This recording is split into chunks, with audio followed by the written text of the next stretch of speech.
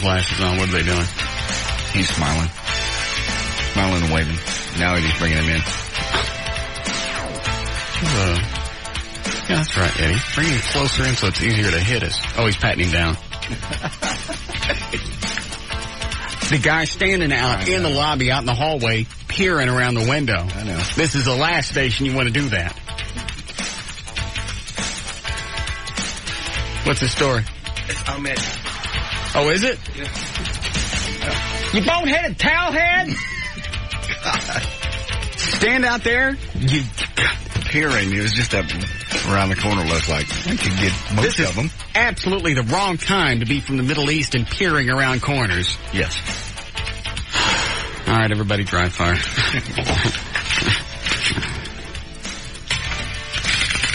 All right. What does he want? He just wanted to swing by. You can't just come up.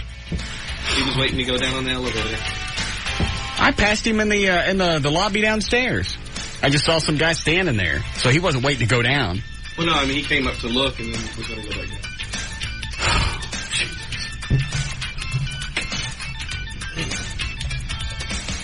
Something's going to happen.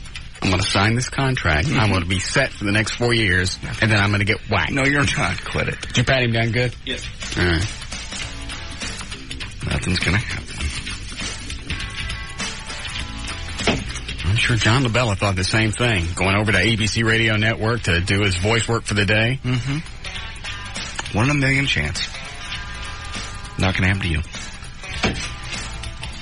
And you know that how? Well, I don't know for sure, but...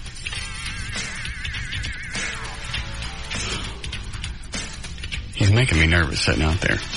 He's still out there? Do we know him? Yeah. We do know him, right? I guess that's the guy that calls in all the time. You can't mistake it. Is it Ahmed? Oh. He should know better than to be out there peering, man. Eddie, I want him if he's going to sit out there, I want him spread eagle on the floor. That's just wigging me out. Spread eagle? Yeah, so I can see his arms. Oh. I'd rather lay spread eagle on the floor. All 4. Spread them. All right. Why don't you do that out in the lobby? You can stay there. That way I can see him out of my peripheral. Okay. If he moves or he gets up, we can see him. Dang it. Let's go ahead and put a chalk outline on the floor out there, and that's where everybody has to lay down so Eddie can pat them down first before they come in. All right, who's out there now? Jesus Christ, it's like target practice. That's a construction guy. Oh. From across the hall.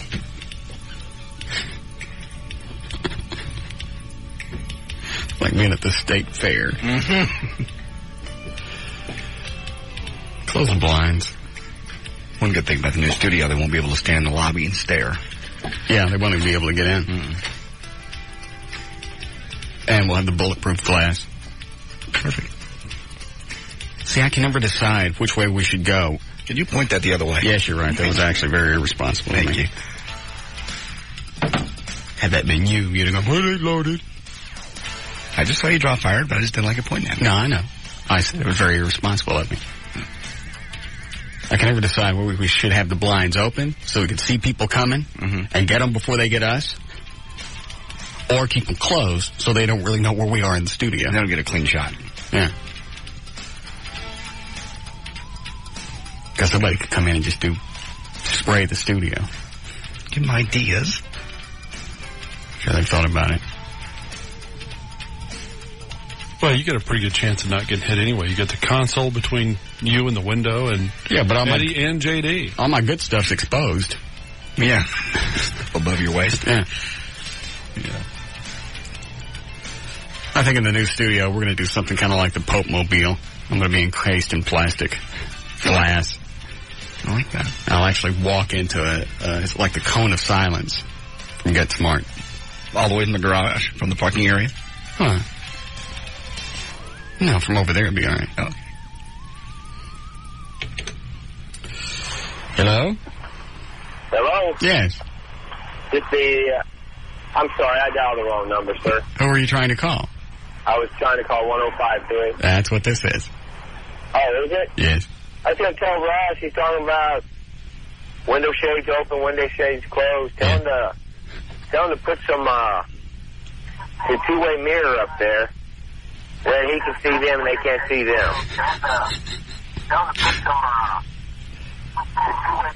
It's not a bad idea for the last few months we have left. Why not put... They can still spray the glass. It's the same as having blinds up. But we could see them.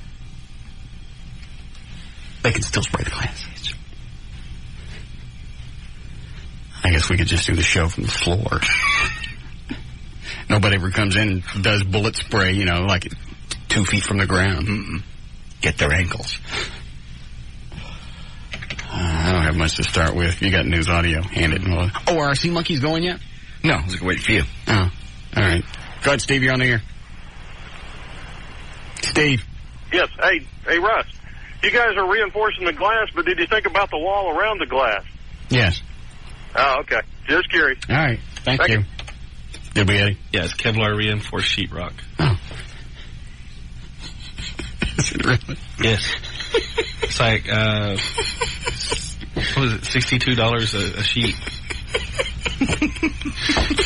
Damn.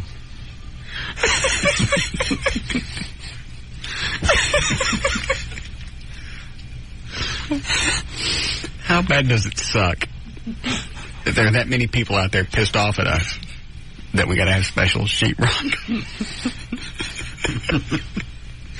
Kevlar enforced. Well, the way they justified it to corporate is it's sound dampening. Bullet dampening just happens to be a side effect. Yeah.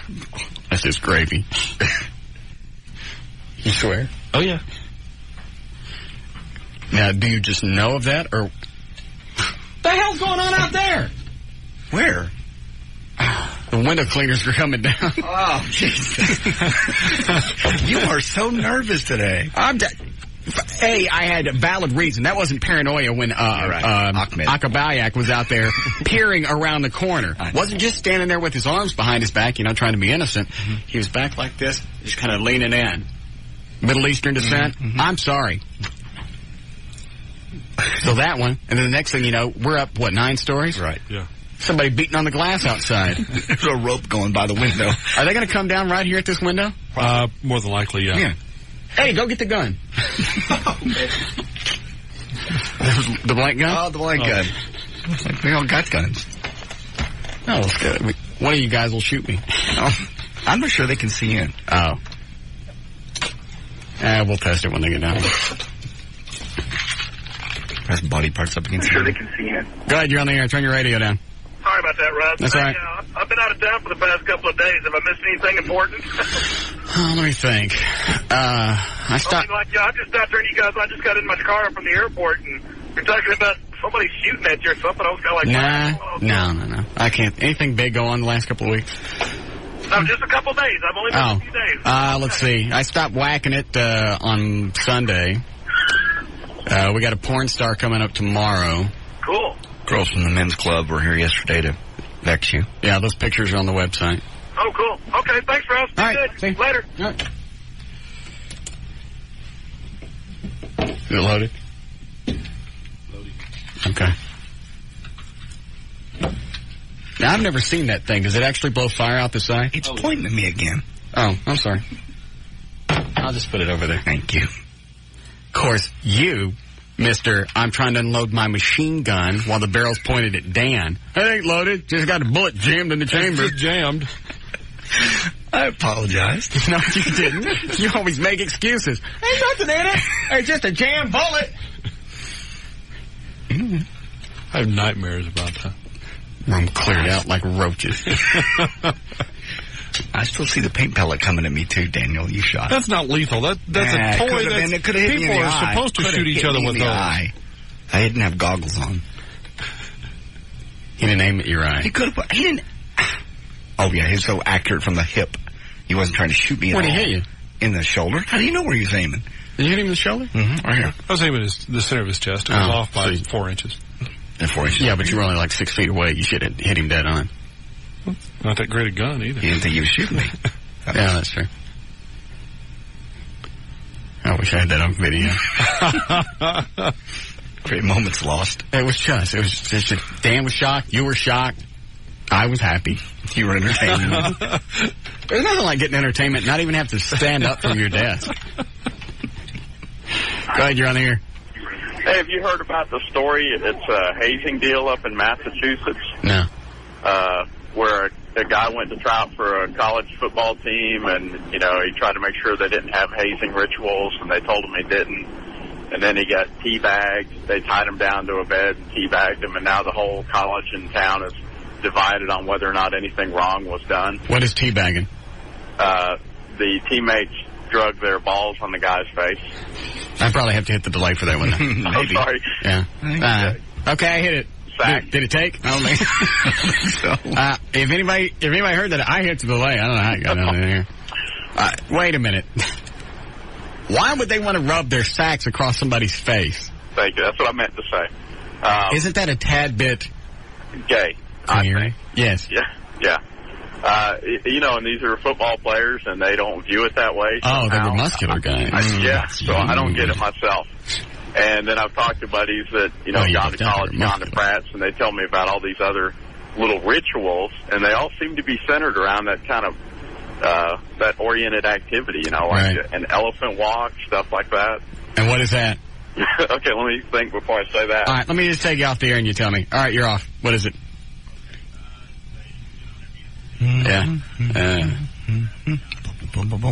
No, you don't. Swear to God. Why the hell would you want to do that? I'm sorry. That's gay until the holidays. Oh, you guys can't hear it. What is it? Oh. Can you reword it? Tell them. The guy gets down on his all fours? A bunch of them, apparently. And then the guy that's being hazed has to grab their trunks? Yeah, well, I guess they get a whole circle of them going around. Like elephants at the circus? That's very gay. Yeah. Yeah. I've never heard of that. And that's part of the hazing? Well, yeah. I mean, and the deal that's been in the news is in Massachusetts at a college football team, and that was the teabagging. But they were the football players, right? Right, but this one guy didn't want to do it. It wasn't like it was voluntary to be part of the club or anything. They tied him down and did it to him. And so now you got half the school that are mad at that guy for making a big deal out of it.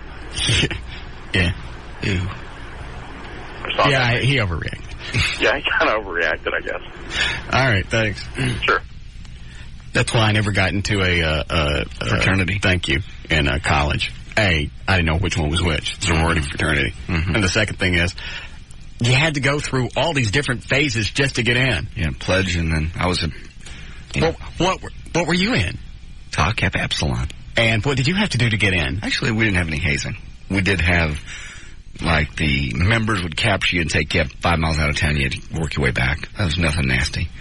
No drinking rituals, no stripping rituals. Nothing like that. Eddie? I don't even know what you're hazing. I don't even know what his hazing was. Eddie would be the last person you jack with on the hazing. Either let him in or you don't. What is it, Billy? Yeah, that wouldn't be any more gay than having somebody tied up and smacking them in the forehead with their weenus, would it? What? Well, rubbing their sack across their face. No, that's not gay. That's different. Oh, okay. Thanks. I was just curious. Yeah, okay. All right. You people are listening too much. Quit it. Your retention is far too great. Knock that off, too. Can't remember to stay in your own lane on the freeway, but you remember that I whacked some guy in the head with my penis. Okay. Thank you. Months ago. A year ago. Yeah, I think it was. What is it, Eric? Yeah, I was just wondering how you're doing with your abstinence thing. Jesus Christ. I try to do that same thing, and like when I get morning wood, I can't help it. Well, first of all, you see that? See is it? Uh-huh. And where's the other one? You're breaking out. Yeah, and my forehead, I'm breaking out. I thought I had a relief pitcher coming in to do. Chick was going to stop by and do the weasel action. Yeah. Oh, but she didn't make it. She was going to come by like at 11:30. I had to beg her. It's a married chick. Oh. That the one you've been seeing. No, that's a different one. By Eric. A different married chick? This is the one. I got two married chicks. This is the one from the other station. Oh. Remember? Yeah. We went out and had drinks one time. Yeah. And yeah. So we had a few drinks. I said, well, what do you want to do now? She goes, well, I'm married. We can't have sex, but I'll... Yeah. I went, okay. Good for me. Yeah. So you're still talking to her? Yeah, I hear from her from time to time. I probably haven't seen her in like 7-8 months. Got an email from her today. How's the no whacking thing going? It's hell. Why don't you come help me? Maybe I can. Now? Maybe? I get an email like 11:45. I can't make it. You're going to have to do something before tomorrow. Why? Rebecca Lord. Well, I got to do something. I'm just saying. Maybe she'll help a buddy out. Oh, I see. Well, that's possible.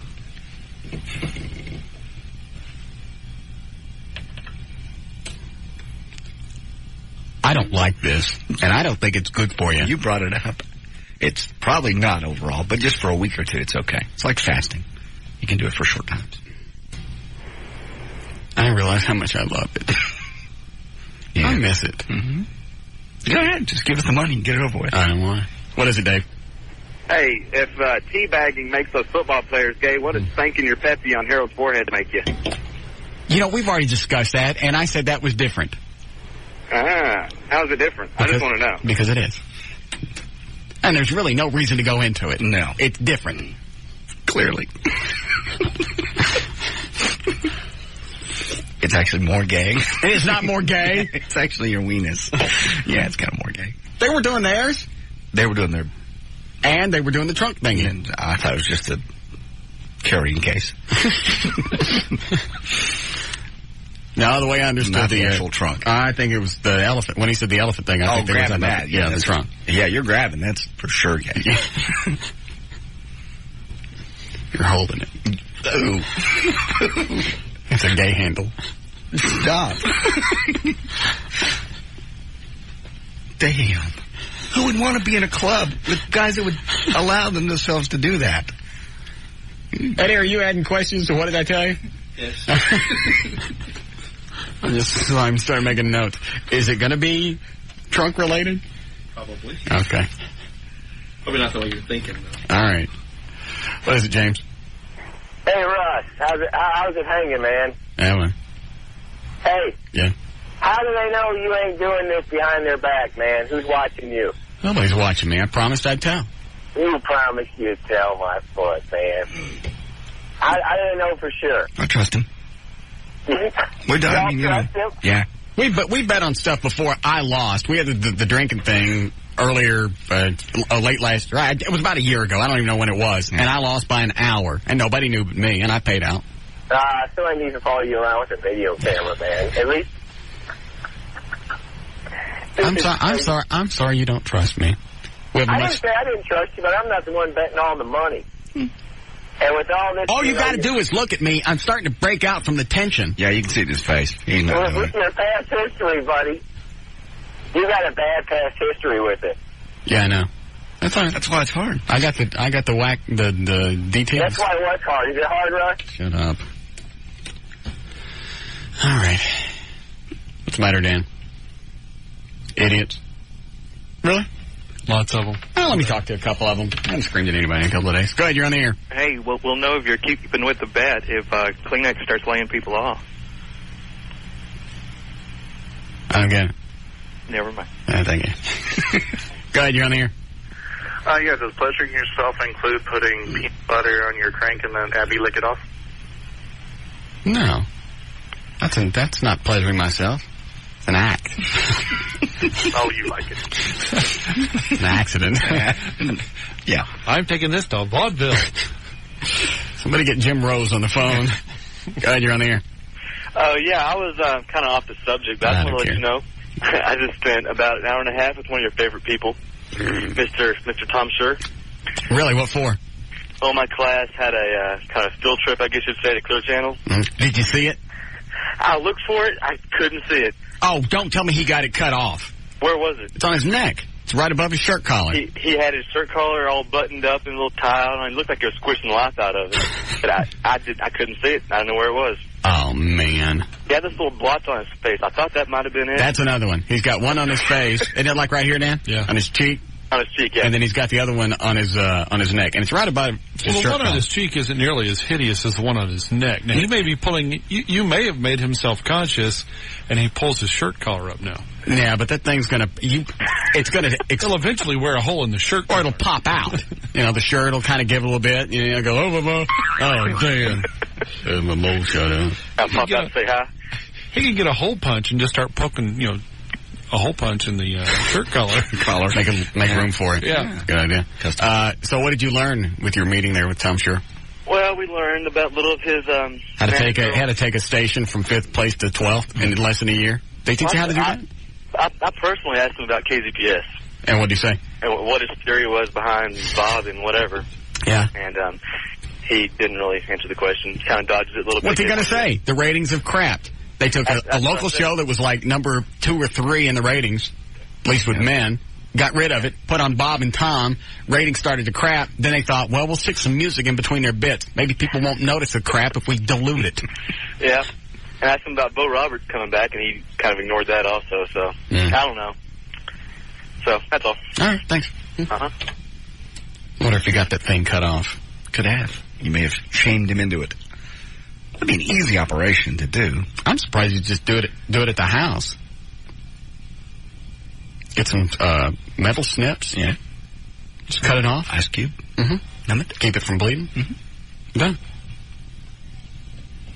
God, I gotta know now. Eddie, can you send Millennium back over there, see if he got his mole cut off? Okay. All right. That takes the fun out of it.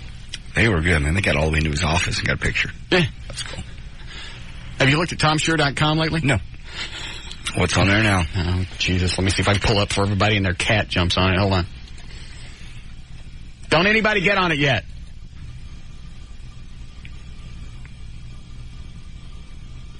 Screw it. This thing's not going to come up quick enough. Everybody's going to bog the site down. It's just different pictures of Tom throughout history. Oh, very nice. A few pictures from him and some of the other Hitler youth. I see. In their days. Yeah, I'll show it to you later. It's going to lock up. Should have pulled it up before I said anything about it. All right, we'll do a couple more calls. We'll start news. Go ahead, you're on the air. Hey, Ross. Yeah? Hey, got a little Scientology update for you. Okay. John Travolta staying at the Scientology camp for celebrities over there in Dallas. Uh-huh. Saw him over there the other day. Yeah. What was he doing? Out cutting the grass, I guess. I don't know. He had his sweatshirt on and stuff. Looked like he was just doing nobody was around him? I know he had some other people out there, but... You didn't go up to him? Nah. Why not? It's John Travolta. Why should I go up to him? No. All right. I got whacked on that one. Yeah. Thanks. All right, Dan, we want to talk to the person on 2 before we... we'll do it. Go ahead, you're on the air. Dan. Russ. Or Russ. Yes. Did you help 92 or 93.3 screw over 92.5? Did I do that how? Helping Bo screw them over by taking away their good radio. Now I see why you put him through. That's why I just typed in another well-spoken individual. Yes. I could understand what he was saying, and I know what happened. All right, ask me again. We're going to keep you on the phone until we figure out what you're asking. Okay. 93.3. Yes. Took Bo Roberts, right? Yes. Okay. Did you help them screw over 92.5? Did I help who screw over 92.5? 93.3. And how did I help them? What do you mean? Aren't they affiliated with 105.3? No. Owned by a different company. Ah. Well, that sucks. Should help them get screwed over anyway. What are you talking about? I don't have anything to do with Bo Roberts or where he got hired or where he went. I didn't get him fired. I didn't get him hired. What's the question? Well, I thought they were part of 105.3. Well, let me check again. No, it's still not. Oh, okay. But you know what? Here's what I'm going to do, because you just gave me the idea. I'm going to help them screw them around by taking away their good radio. How about that? Well, that's what you feel like doing. Good. Oh, Jesus. I wish some convicts would call again. Yeah. It was a lot more fun than this crap. That was fun yesterday. Oh, don't say that. The phones will light up. Well, I meant actually from the prison. Yeah, I know. I like that. That was fun. All right, you ready? I give you the audio, yeah. Mm-hmm. What are you going to lead with? Birthdays. Of course. Are you going to cover the thing from Fort Worth? Oh, yeah, I got that, too. Okay. I also have the 911 call of the young man in DeSoto that shot his friend while they were skipping school. Yeah. And he called the cops and the 911 call. Now they're saying, well, he shot him twice. He said it's accidental. And now they're investigating as a murder. Saying that. Really? Yeah, the gun went off twice. It was a revolver. Went off twice. And in the 911 call, he's not upset. He's not like, if I just shot somebody, I'd be like, yeah. He's relatively calm. In fact, it sounds like he's making it up as he goes along. It's an interesting little 911. Okay. Good. Nice radio tease. People will now hang People will hang around to hear that. Okay. I can't wait to talk about this chick that drove home with the guy in her windshield. That's driving me nuts. Oh, I didn't get that story. I'm kidding. You better have it. I'm kidding. Even Paul Harvey had it today. You know, it's everybody's got it. Is it really? It's worldwide, yeah. That is the freakiest thing I've ever heard. Ever. In fact, Dan sent me the link this morning to the story. Yeah. I said, tell him what I sent back. He sent back questions like, are you hosting me? This can't be real. That's what because it came from Dan. I was thinking you wrote this story. Yeah. So I went into DallasNews.com myself and found it. I didn't read Dan's version. Well, I read Dan's version. I went, this isn't possible. No, mine was straight off the wire. That doesn't make any sense. So I started digging around, and I found it on Dallas News and KRLD and BX. So I found it on more than one source. It's on Fox News. It's on CNN. It's everywhere. Is her name in that story? It is, actually. I know it wasn't the Dallas News copy. Shante Mallard. C-H-A-N-T-E. Shante Mallard of Fort Worth. Edward? And she's back on the streets. Could I have a background check, please? Okay. Shante Mallard. Eddie, seek, destroy. How's she back out on the street? $10,000 bond. Free. Some Fort Worth judge. Then they let her go, and then they went back and arrested her on murder, right? It says here she's out on $10,000. You only highlighted the first paragraph, didn't you? No, that's the whole story. That's it. They got her first for failing to render aid. Yeah, that's what her lawyer's saying. All it is failure to render aid. But then they went back and got her again. Well, not like I turned on the windshield wiper. This is from DallasNews.com.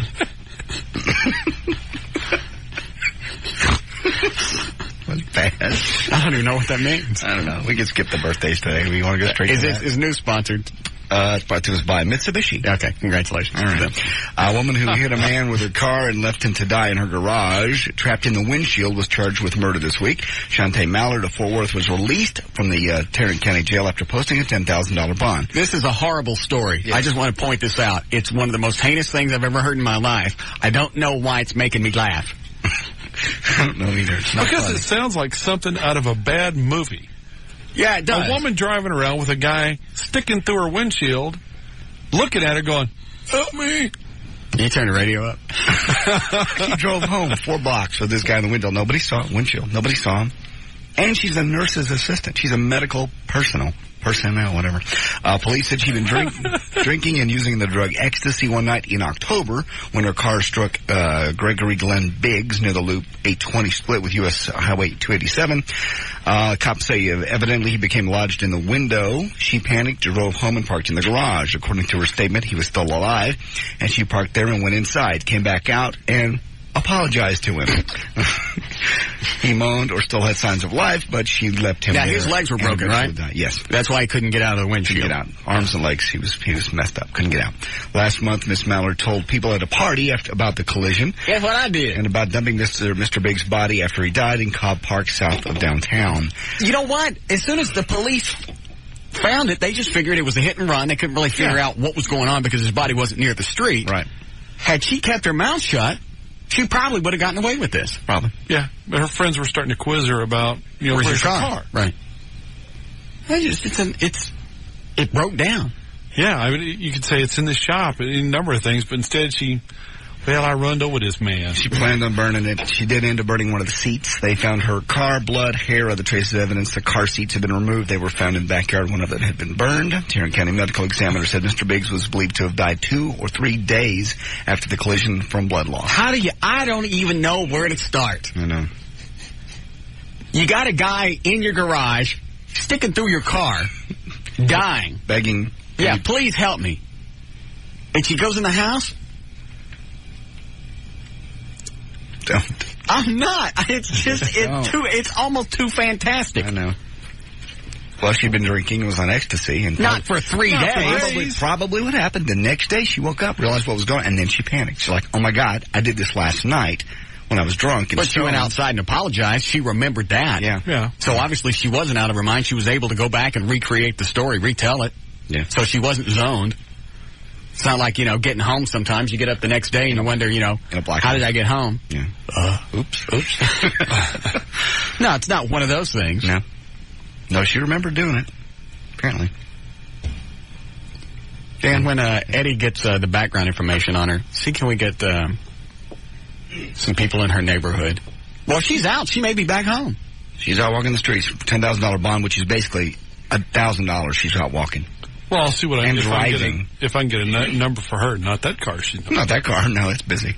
I'll see if I can get a number for her. But since October, she's been getting back and forth to work somehow. Not in that car, but she must have got a new car or something. She's out driving. You know what? That was just forget the fact that you killed somebody. Just the stress of worried about getting caught every single day. Doesn't sound like she was too worried about it. She was at a party talking. I'd like to know the name of the judge who let her out for $10,000. That's pretty effing stupid. Yeah. That, unfortunately, is not the news story. No, it's not. That'd be public record, though. What? What judge let her out for $10,000? I bet somebody can find out. I bet Coffee would tell us. Mm-hmm. I'll give him a call. Because you got a judge that let somebody out after they murdered somebody. Because that's what happened. Tortured and murdered. Well, she didn't really purposely torture him. They're going to go back and look at the intent. Her intent was not to hit him. I'm not defending the bitch. No. Her intent was not to hit him. But once she left him in the windshield, her intent was to let him die. Sure. So that's where this whole thing is going to get freaky. And I can't wait to hear what her attorney says. Because they're going to release a statement. I heard on Channel 8 today. They said, well, the attorney will make a statement later today. There's more to the story than what you know. Well, I can't wait to hear that. Yeah. What possibly could be left out that doesn't make this sound as damning? You got the car. The guy was tortured or suffered in her garage for 2 or 3 days. Yeah, because you'll die of lack of water in a couple of days, much less blood loss. So, And then they try and destroy the evidence? There's no other side to this story. Damn, I wish I lived in Tarrant County so I could be on a jury. I do. Maybe you get called. Hold on. See what these people want. Go ahead, you're on the air. Hey, Russ. Yep. You wouldn't by chance have a 911 call that guy stuck to the windshield there, would you? I thought about that this morning. I couldn't think of anything. That's cold. Well, it happened back in October, so it's been a while. It's not like this just happened. Yeah. We just found out what happened, but I couldn't think of anything. Go ahead, you're on the air. Yeah, do you think the same support groups that are trying to get Andrea Yates out are going to help this woman that hit the guy with her car? I'll bet, and this has got nothing to do with race, but I'll bet you Jesse Jackson or some kind of black activist comes into town and tries to help this woman. Yeah. Does this become a hate crime now? Because she's black, he's white? Yeah, we could twist it that way if it were the other way around. I'm sure some group would go, well, as a white guy that ran into a black woman, that's probably a hate crime. Yeah. All right, thanks. Yeah, you wonder how that would work out. Uh-oh. That didn't take long. Well, look at this. Is this her? We're sure this is her at the same address? Yes. Any prior people singing out of her window? Let's see. Shantae Mallard, or Millard, I don't know what that is. Female. She's 76 to whatever now. I believe 25. 5'7". You say it. I know what you're going to say. 226 pounds. That's right. That's right. Eye color brown. Hair color brown. Race black. Gender female. Class C. Driver's license. What is that? This other person. They live there? They live at the same address, and they renewed their license almost at the same time she renewed hers. Huh. Different last name. I wonder if it's a boyfriend or a... I don't know. I couldn't find anything on him. No No criminal, either one of them? No. Huh. Let's see address. She's a nurse's assistant. She got a, Yeah, I looked up civil and malpractice. Anything like that. Nothing? Mm-hmm. That's all changing. What are all these? Are these the houses around? Oh, yeah. Surrounding homes. Dan, I got neighbors already. All right. I tried getting a hold of the coffee. He is not at the court. Big shock. I know where he is. Not at this hour. Right. So I'm going to try I've got another number for him here. I'll try and find it.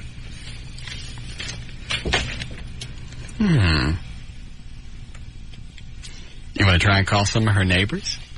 Oh, yes. Let's see. Where will we start? Somebody rat her out. Well, there's really nothing else to rat out now. We already know what's going on. Go ahead, you're on the air. Hi, how do you manage to get your car home with a body hanging out of the windshield? I don't know. Well, it was the middle of the night and it was only 4 blocks. So apparently nobody saw her. All right, thanks. Yeah. And neighbors are pretty famous or infamous, if you prefer, for not seeing anything. I didn't see anything. Not a thing. Well, in the middle of the night, you come home. Yeah. Who's going to see it? On the side street. I mean, I can think of, many times I come home at night, I don't see a neighbor or anything. I could have 3 or 4 people sticking out of the windshield. They'd never see it. And if you did see something like that, would you believe what you saw at first? I think it was a joke. It's like those dummies or whatever you see out of people's trunks where legs or something hanging out. Yeah. That's what I would think it was. There's no way in my wildest dreams I would think somebody hit somebody, they flew through their windshield, and then they drove around for a while. And you're thinking, did she talk to him as they're driving home? Probably. And what do you say? I don't know. Get out of my car. You turn the rap music down.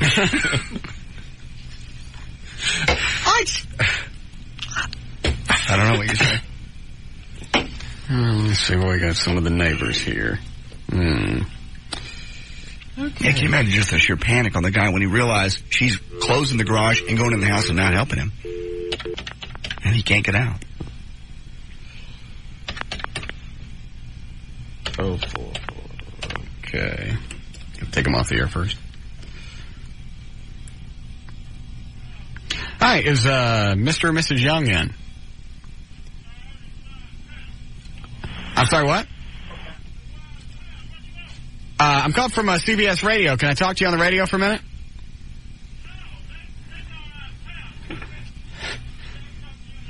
Can I just talk to you on the radio for a second? Well, why not? What are you doing? You don't live there? Oh. Or can I talk to you on the radio for a second? You ain't stealing nothing, are you? You get hung up on? Yeah. Good. It's coming. They don't live there, but this person's in the house. Could you hear that? I can hear just a little bit. Oh. Damn, I want him on the air. All right, I got to mark these out so I don't call the same one twice. Okay, that was the Youngs. They're out of town. Yeah. Just in case anybody's curious. All right, who else could we call? Hey, how come all these are marked out? No phones? None of her neighbors got phones? Oh, it's not a very, No. No, it's not. Looking at the prices of the homes. All right, who we call next? I like this. I like doing real radio. Yeah. Investigate. And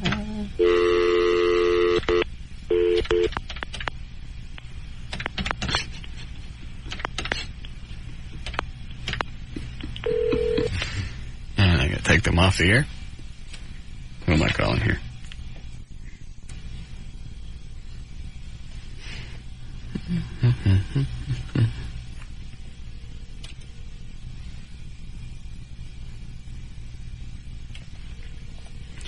Possibly not in. Oh, got an answer machine.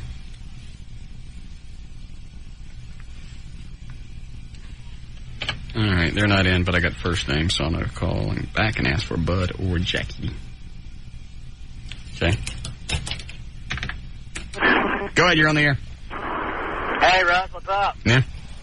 Hey, man, I was just going to make a comment on that Tales from the movie Tales. The lady that hit that guy with the in the car, stuck him in the windshield. Kind of like the movie Tales from the Crypt, where that lady hit that guy, that hitchhiker, and thanks for the ride, lady. Kind of the same similarities, just in a movie.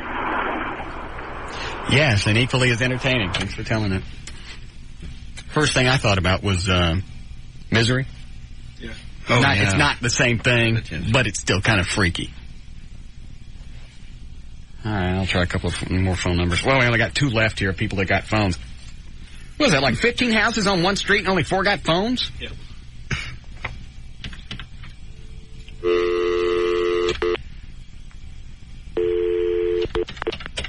Be not hurry. They're out of town.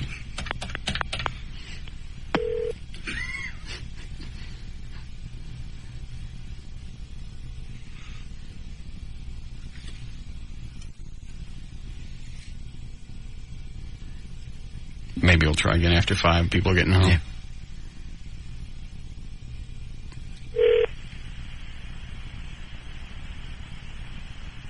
All right. Possibly we'll get somebody later. Okay. Hold on. Dan, any calls worth taking before we move on? Just some people giving me some information or information they think is information, so I'm going to try to track a couple of things down. Oh, what are you getting? I'm going to try to get a hold of the attorney. Oh, that'd be good. Yeah, I bet he won't come on. Why Probably not, but it's worth a shot. He's going to make a statement. Well, he could make the same statement to us. Possibly. I want to know how he got her out on murder charges for $10,000. That's great. Yeah, because that's like you said earlier. You only have to come up with 1/10. Yeah, to get out. So she put up $1,000 and got out on, I don't want on murder charges. Do what, Dan? You have one of the neighbors that'll come on? Hello? Yes, who is this? I'd rather not say. Did you see anything that happened? Yeah, that bitch come home, had a white man sticking out her windshield. Really? Did you think anything funny about it? Nah, she hit up white people all the time. It's funny to her. Did she have anything that, would ever make you think she would, do it again? Yeah. We used to have a hitting white people party.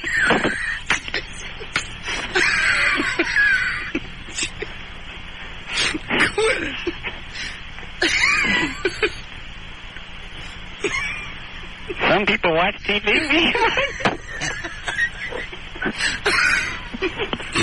White people without viewing.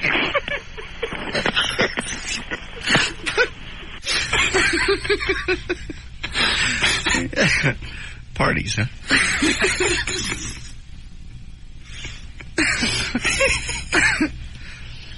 All right, that's probably not funny, but I got a kick out of it.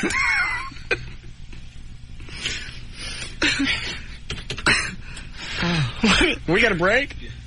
Hey, I'm on a roll. What has it done?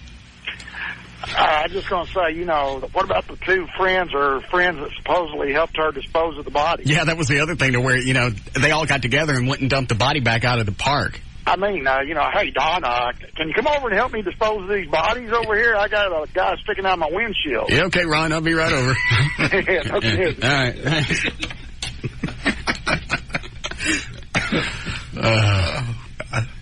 How far behind are we, Eddie? Okay. Is the guy online for it? Does he actually know her, Dan? Let me find out really quick, then we'll take a break. Do you know her? What's your name? This is Donnell. Do you know her? What's her last name? Yeah. How do you say her? Yeah. Yeah. What's her middle name?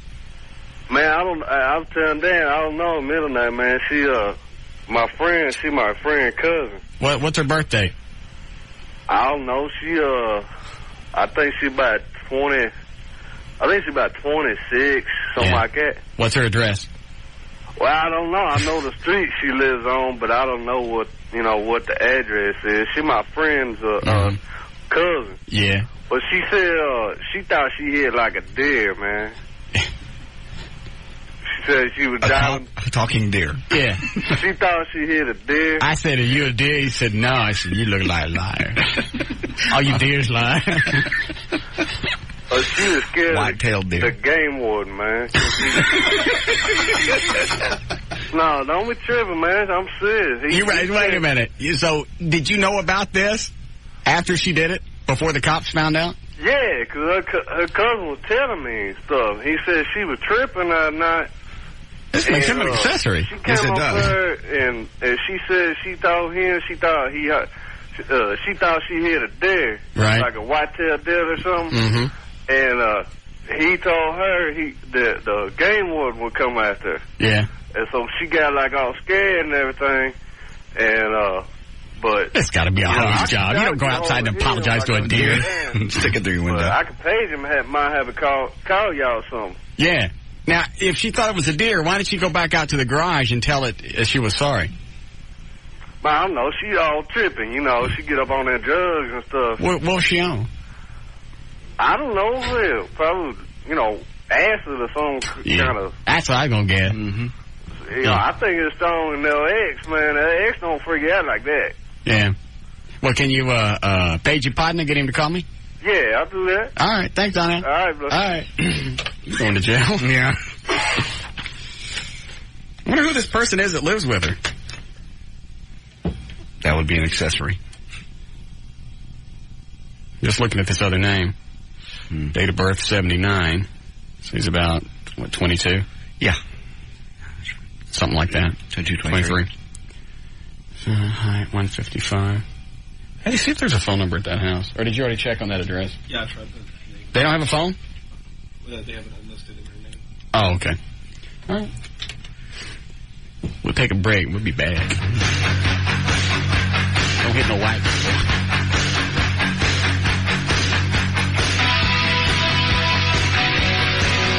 More of the Russ Martin Show coming right up.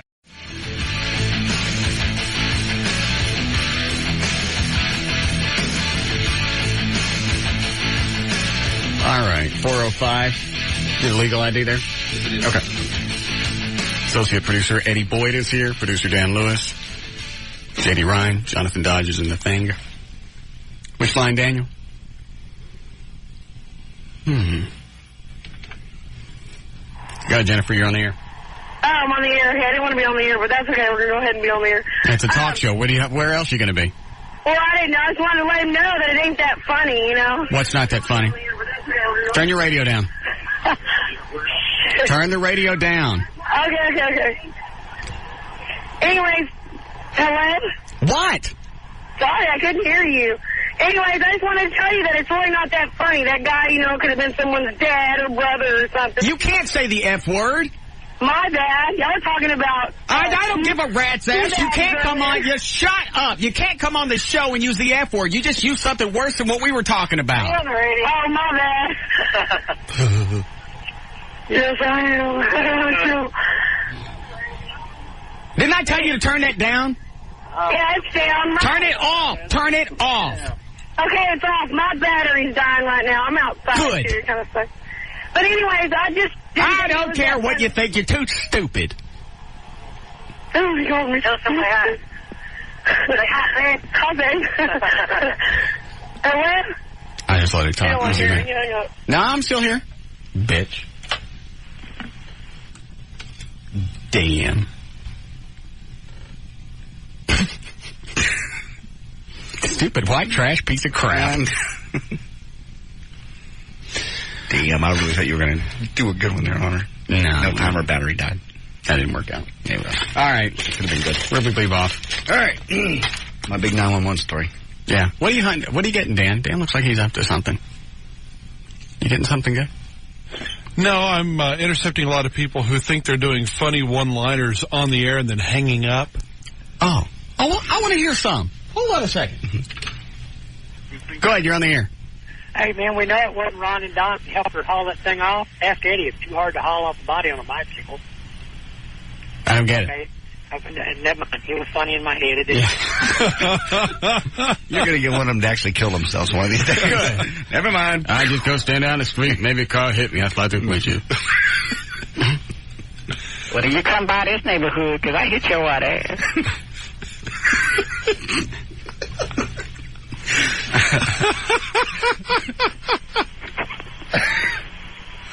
Never mind, I got to go.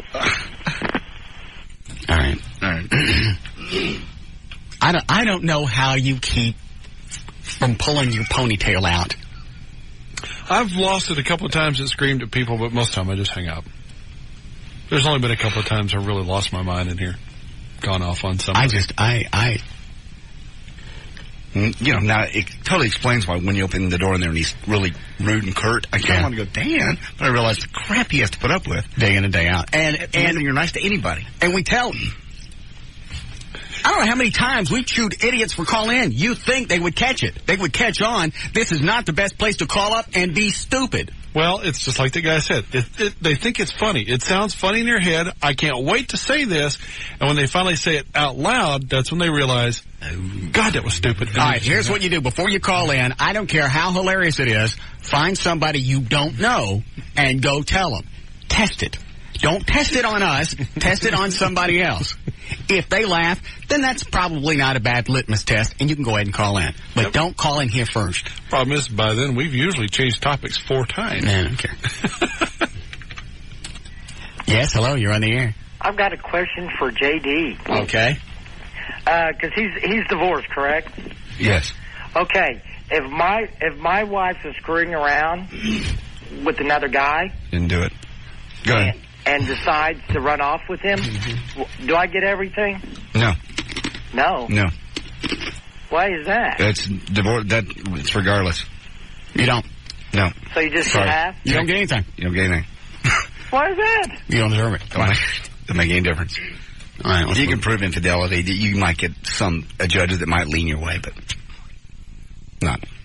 Guys, men have no rights. Divorce court. All right. Go ahead. Okay. This will be cut 4 when we get around to it, by the way. A criminal case against the DeSoto woman whose son used her handgun to shoot and kill his best friend will be forwarded to the Dallas County District Attorney's Office.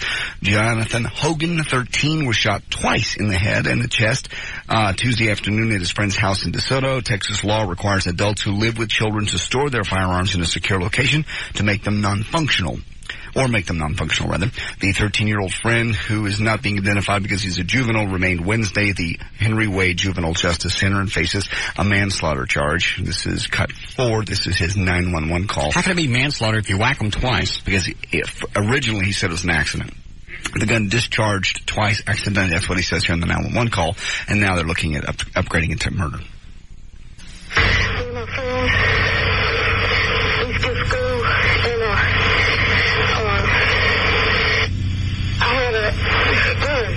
I didn't know it was loaded. It shot off and hit him. How many times did you shoot him? I didn't even shoot him. How many times did the gun fire? Well, he sounds kind of rattled. I guess. Just seems to me if I just shot my friend twice, I'd be a lot more upset than this. I don't know. Twice. It was a small handgun. I shot it. I didn't really shoot it. I was holding it in my hand. Then it shot off and then I fell. Then it shot up and hit him. And what? Shot it, went off and shot him. Why did it go off twice? I don't know. That's why they're investigating as murder. Police said the boys skipped class at DeSoto East Junior High and were playing with a handgun when he discharged. And initially it was manslaughter. Now they're looking. They have not charged him yet with murder. A 16-year-old girl in suburban Denver was allegedly fondled after being put in a holding cell with a 34-year-old man who had been charged with sexual assault. The unidentified girl was placed in a holding cell that appeared to be empty. Deputies did not realize that Gerald Dwayne Lewis, 34, was in the same cell. Both were waiting to appear in court. He was lying on the floor under a bunk bed with a blanket over the edges to eliminate light. She said she was fondled over her clothing on the buttocks, and the video cameras of the holding cell backed that up.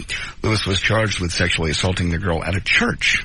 The girl was placed in the same cell as Lewis has told police. She did not want to pursue the case, but details about the incident will be presented to prosecutors. So, he already played with her once. They both ended up in jail. They won't say what the girl was in for.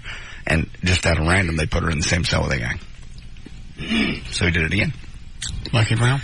Hooters' signature scantily clad waitresses served free beer to an overflow crowd at the grand opening Wednesday at the South Arlington restaurant. About 60 patrons lined up outside the eatery just off Interstate I-20 at Green Oaks Boulevard at 11 a.m. for the big opening.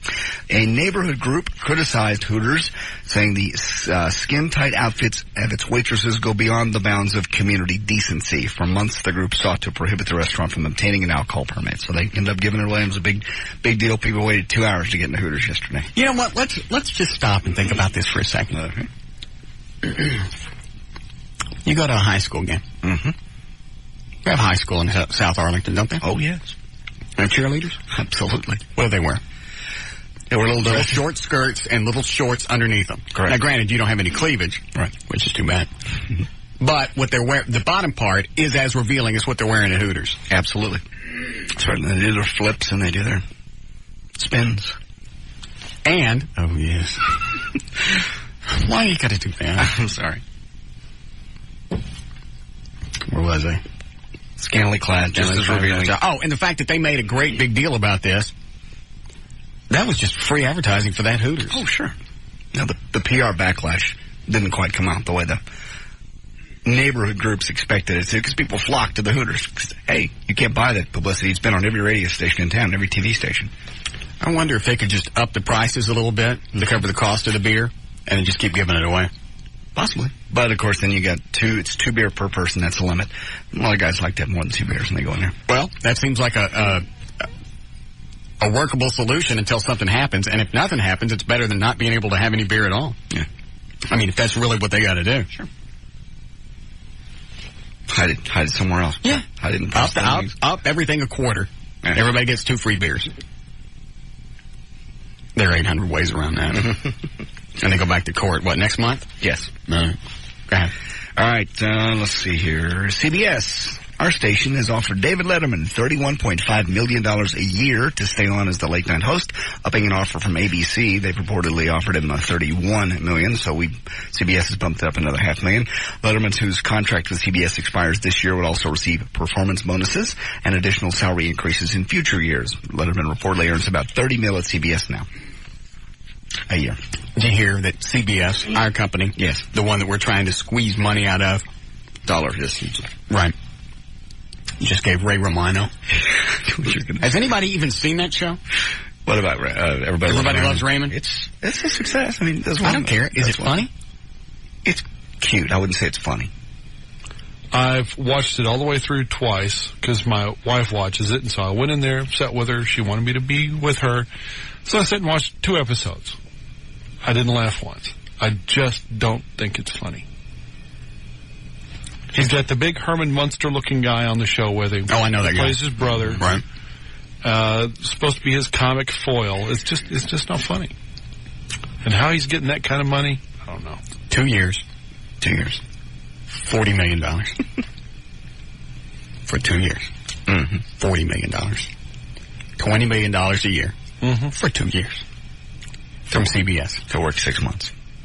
Yeah, it's not even a full year. They just shoot all the episodes. We can't even get CBS to cover magazine subscriptions.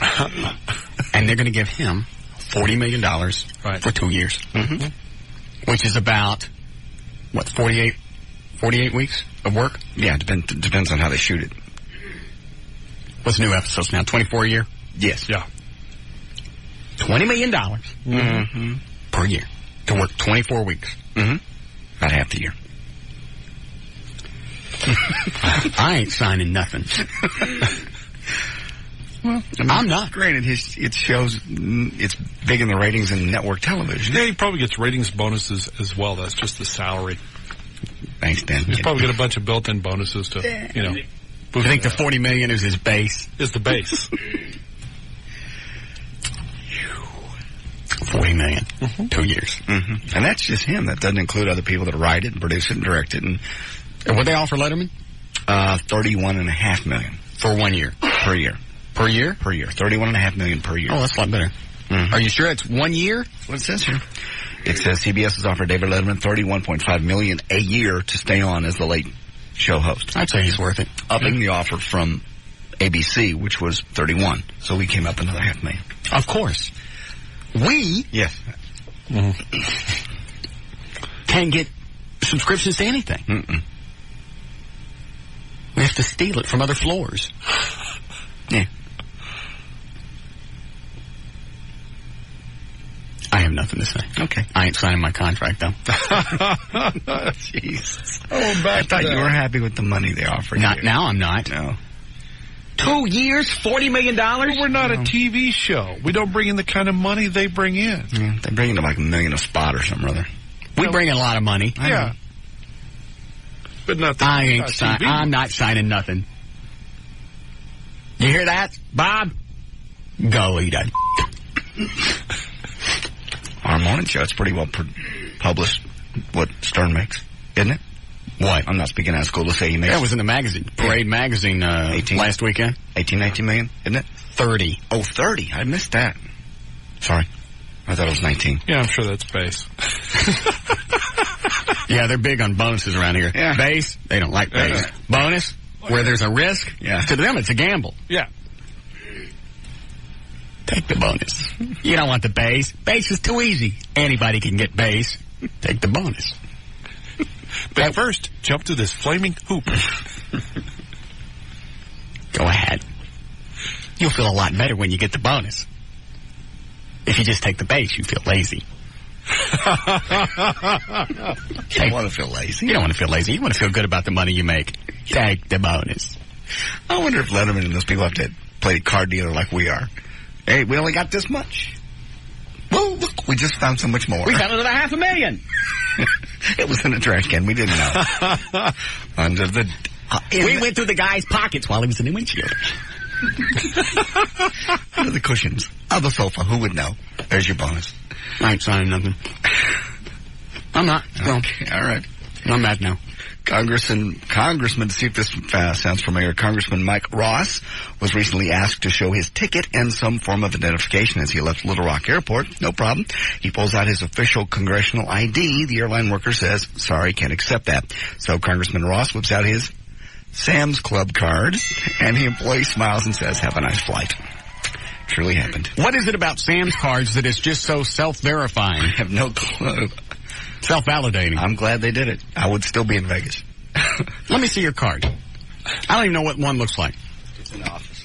It's in the office. Hold on, I think I've got mine. It's just got a picture on it and the Sam's logo. They don't do anything. You pay $25 and get your picture taken. There's no background check. Do you give them a driver's license or anything when you get it, or you just fill out the information? I just think you fill out the information. I don't remember. It's been a year. It's not much. It's just the Sam's card. It's got my picture on it. Hang on, let me put my There's glasses on. a barcode on the back. Oh, you left out the barcode. Yeah. See? That got him on an airplane? And the barcode on the back. That's it. Does it have your address on the front? No. Member since, 1990 or whatever. Yeah. I'm sure the information they have on me isn't even current. And I've been a member so long. Mine was 2 weeks after the 911 deal that I was in Vegas. 2 weeks.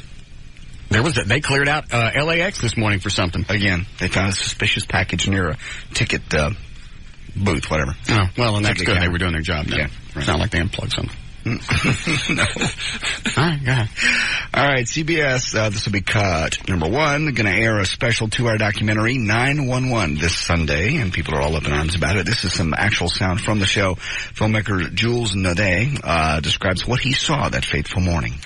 We hear this roar that becomes louder and louder and closer and closer. And I remember looking up, seeing the plane in between two buildings. It was, could see very clearly it was American Airlines. When I turned the camera, the two towers are right there, and the plane goes inside the towers.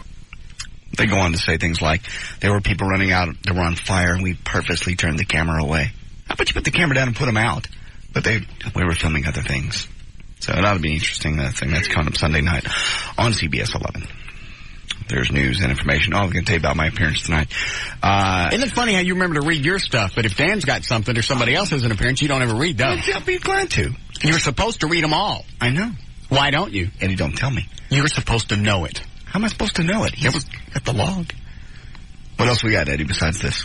Your appearance at the New Fine Arts. Oh, my appearance at the New Fine Arts tomorrow. My mistake. Go ahead. Crystal Chandelier tonight, I-35 at Bear Creek, just south of downtown Dallas. We see you there from 9 to 11. It's Ladies' Night. We'll have some PCW wrestling tickets, amazing Superstore prize packages, and Durex condoms. Tonight, Crystal Chandelier. There's news and information. I'm J.D. Ryan on the Talk That Rocks Texas, the new 105.3 FM Talk. More of the Russ Martin Show coming right up.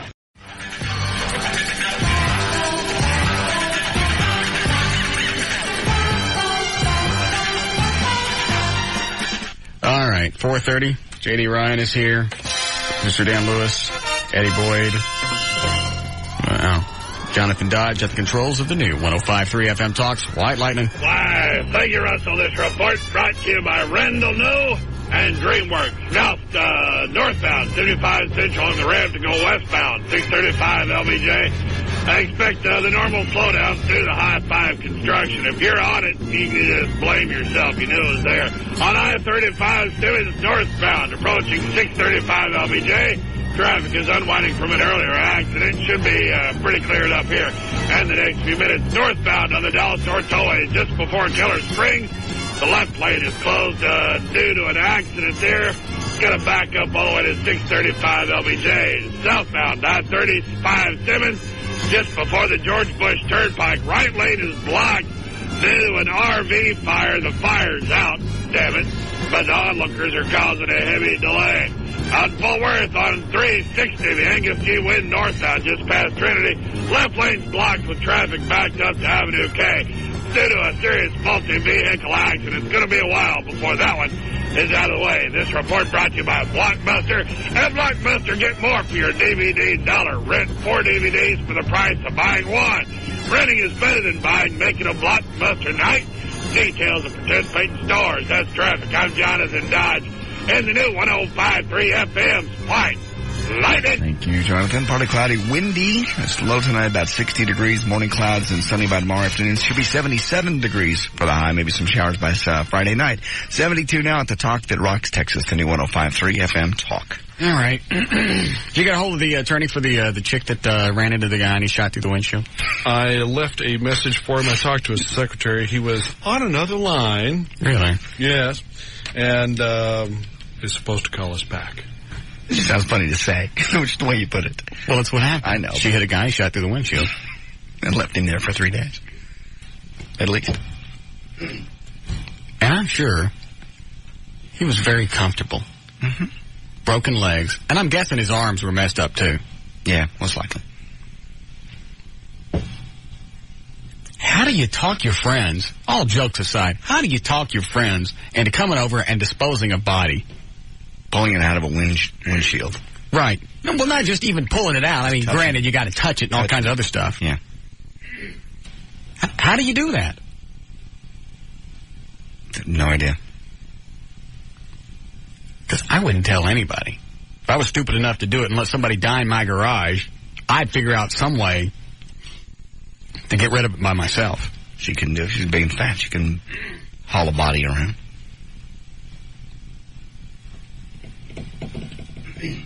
I'll try another phone number. I'll talk to somebody in that neighborhood.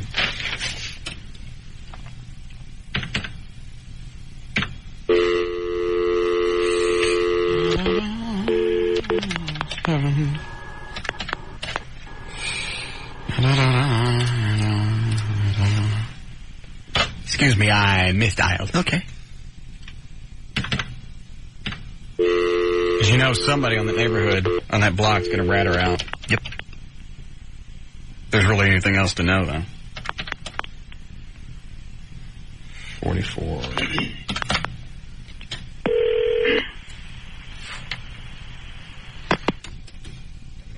Hello? Hi, is Mr. Shakirian? Sure. How long would you like me to wait? Long distance? All right. In a minute. Call you right back. He's on the other line, long distance. Probably somebody a couple of blocks over. Mm-hmm. It did sound like he clicked over. So. Yeah, you're right. Maybe he'll talk to us. I'll call back. That's Mr. Shakir. Shakir. Yes. All right. Dan, what time is Rebecca Lord coming up tomorrow? She should be here at 5 o'clock. That's the earliest she can come up? I'm afraid so, yes. She's got to get in town, and then she'll be here for a little while, and then she's got to go make her appearance. Is there a way that I could buy out my bet? Sure. $100 to me, $100 to him. I think I've allowed you to buy out the drinking bet before, like pennies on the dollar. Well, not pennies. Was it pennies? You know what I'm saying. Yeah. What's your offer? I don't know. What's the bet? I forget. What's the base? By the way, did you guys meet with Reed and Bob today? No. No. We haven't heard from them. Why? I just thought that they were going to take care of that today. Oh. Is there... I'm sure they have their next offer. But you haven't met with anybody? No. Do we get the true quote? I don't know. I feel like I'm buying a car. Yeah. Back and forth. I'll go to my boss for you on this. I'll see what we can do. Would it make you guys feel better if I declined to sign my contract until your deal is done? That's totally up to you. I'm asking you. Would that make anybody feel better? That would probably provide us a little more leverage. Is that what you'd like, Dan? I'm sorry, I missed the question. I was screening a call. I'll answer for him, yes. Okay. I will not sign my deal until you guys get what you want. How about that? Well, that's wonderful. So you're asking for something else then, are you? I don't want anything. Huh? You're happy? I'm fine.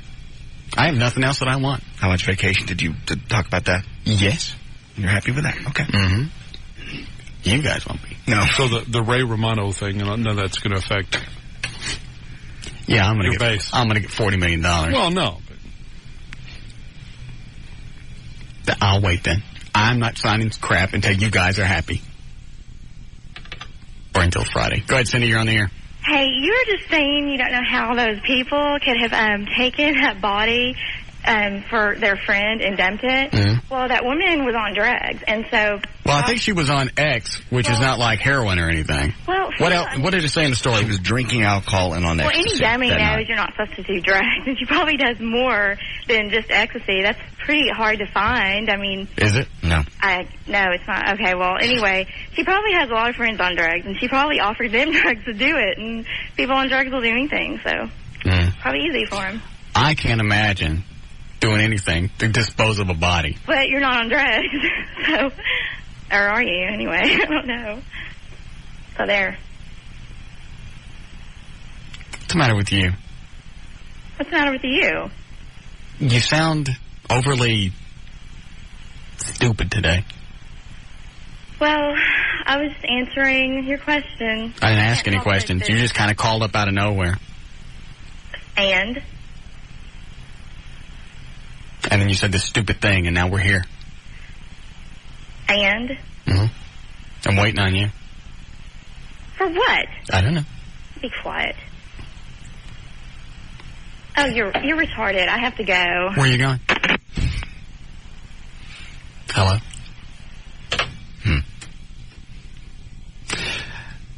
Well, my secret's out. Yes, you're retarded. Mm-hmm. And she has to go. Mm-hmm. Two big breaking news stories. I'm retarded. She has to go. I'll take notes. All right, let me see. See what I got here. All right, so how much can I buy myself out of this masturbation thing for? Because this has really turned into a stupid bet. Well, you only have to wait till Monday, and you get the money from Dan. You bet 2 weeks for me. So we're less than halfway through the bet. So are you wanting to void the bet right now, this very moment in the studio, or? Yeah. Turn the air down, would you, huh? What am I into you for? How much was the bet with us? I forget. Because it's like one it's week. Up to 200 now. All right, so 200 with you. Yeah. And 100 for you, JD? I was 200 for 2 weeks. All right, so it's $200. It's $400 total. Right. All right, that's retail. Mm-hmm. Uh-huh. I'll let you off for the original 100. So will I. Half price. You made it almost halfway. I ain't made it 4 days. Today's not even over. It's funny. 4 days is how long you made it last time. You wanted to go 2 weeks. No, I made it a week and a half last time. You actually went... Well, you said weekends aren't any big deal. You see, that'd been really hard for me. Last night was hard. After the chicks from the men's club came up. Mm-hmm. And I didn't know this until afterwards. Dan said one of them liked me. I didn't know she liked me. Like, go out like me. Get her back up here. She was quite fond of you, as a matter of fact. I wish I had known that instead of fighting them off. Yeah, you could have gotten possible satisfaction. And I'm trying to show you how much she liked you. I knew exactly what they were going to do. They were going to yank me around, literally, and then leave. That was the plan. I heard him setting it up in the office. What? To get you all riled and then stop and leave. So last night was the most difficult. Oh, I'm sorry. That's all right. And then I thought I had it made that, the chick was going to come over today, the married chick from the Eagle. Right. At noon, or actually 11:30. I went, all right, I'm in the clear. Yeah, that'll help. So she didn't show up. Oh. Man, I was ready to. I was like standing at the front door. Standing there naked in the back cowl. Waiting. And you know what? Let me go back and cover that. I didn't wear the Batman outfit with L.A. Lamont. Not all of it, no. No, just the cape. She said you didn't like wearing the chest part. You just wanted to wear the hood. I didn't wear anything. Uh-huh. I don't think she made that up. You wore a cape and a hat. You came in the room there. You were wearing the Batman hat. She's a porn star. You can listen to her or me. Her. I did not wear the Batman outfit. Partially. I didn't wear that much. You calling her a liar? She's a smart porn star. See? Where is she right now? I'll try her cell number. No, I mean, she's out of state. Yeah. Lying bitch. Exactly. That's what we thought. I've never won that. Haven't. God, you're on the air. I have a question. Yes, ma'am. I need your help, actually. Yes, ma'am.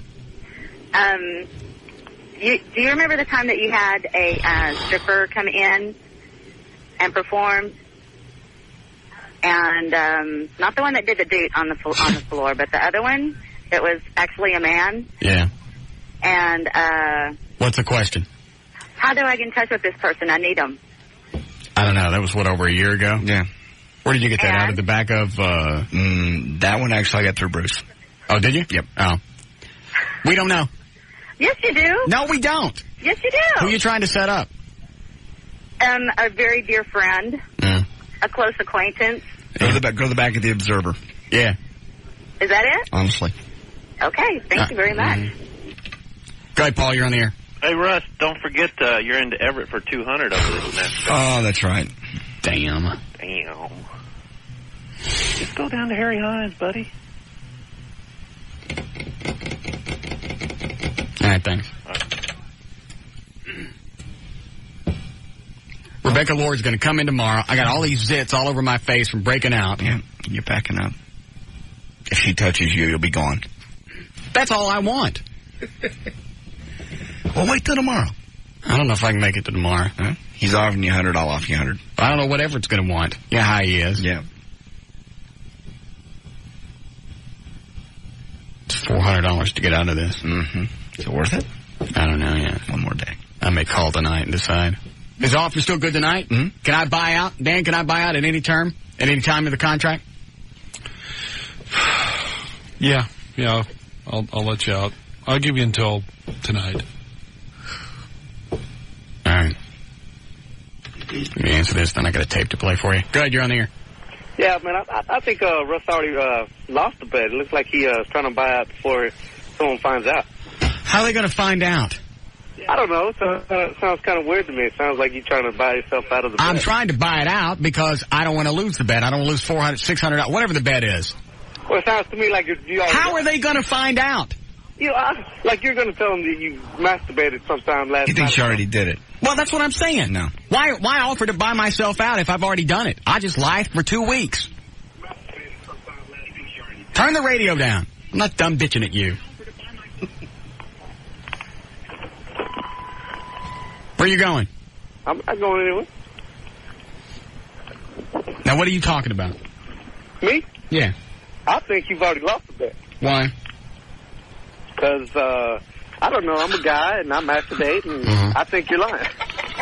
So why would I be offering to buy them out if I've already done it? And they don't know. I don't know. I just think that you've already lost.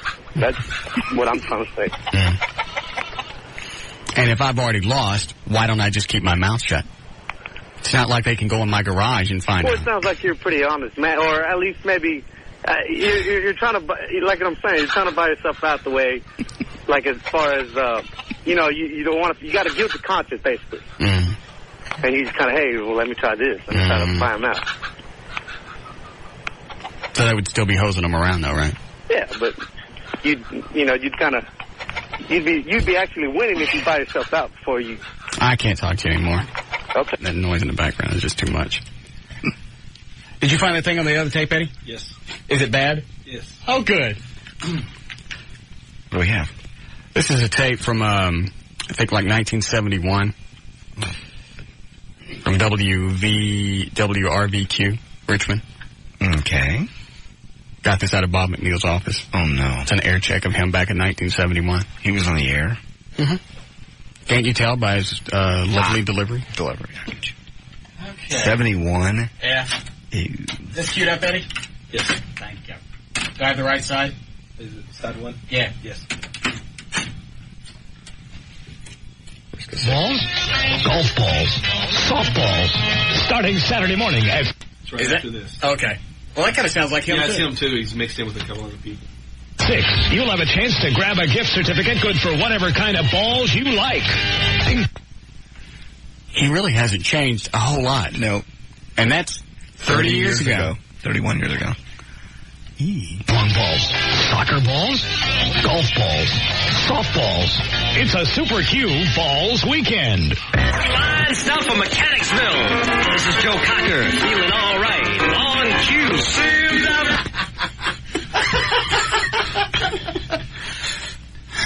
Okay. He gave us crap about our little demo we put together. How many cuts are on here, Eddie? 2 or 3. Oh, good. Ew.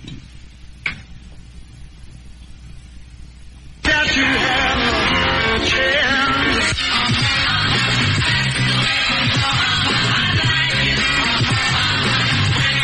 Q94 and a Jefferson.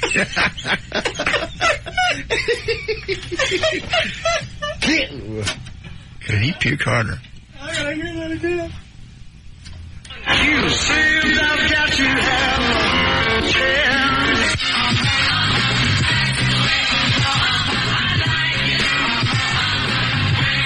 Q94 and the Jefferson airplane. Jeez. Oh, that's embarrassing. Yeah, what do they call them? Pukers? Boss jocks. Boss jocks. Yeah. Yes. Q94. This is...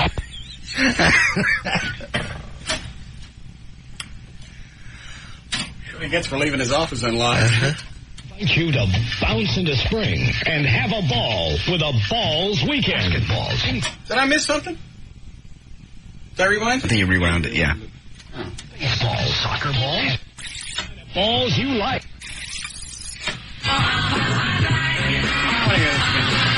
Q94 and the Jefferson airplane. Q94. This is Bob Summers at 12:54. Bob Summers. Coming December 10th. Now, the adventures of the Q crew. It's still him? As we join our superheroes, we find... Oh, yeah. Oh, no, we don't. Bob Summers at Nowhere to be seen. But his sidekick, Little Q, is scared because just before Captain Ripoff left him, he said, Little Q, you stay here by yourself. Is that all of it, Eddie? Yeah, there was like an interview thing on there. With who, do you know? With McNeil and two other jocks, but it was like recently. Oh, I don't know that. Here's another one. Great personalities and a lot of fun. Check it out all weekend long. The Q94 Class Reunion from Richmond's #1 hit music station. Q94. Party! I heard that. Yeah. That same segment, that's funny. Good morning from the Q morning zoo. Oh, Jesus. Yeah. Folks like you, good morning from the Q morning zoo. Get up with the morning Q zoo. Get up with the morning, get up with...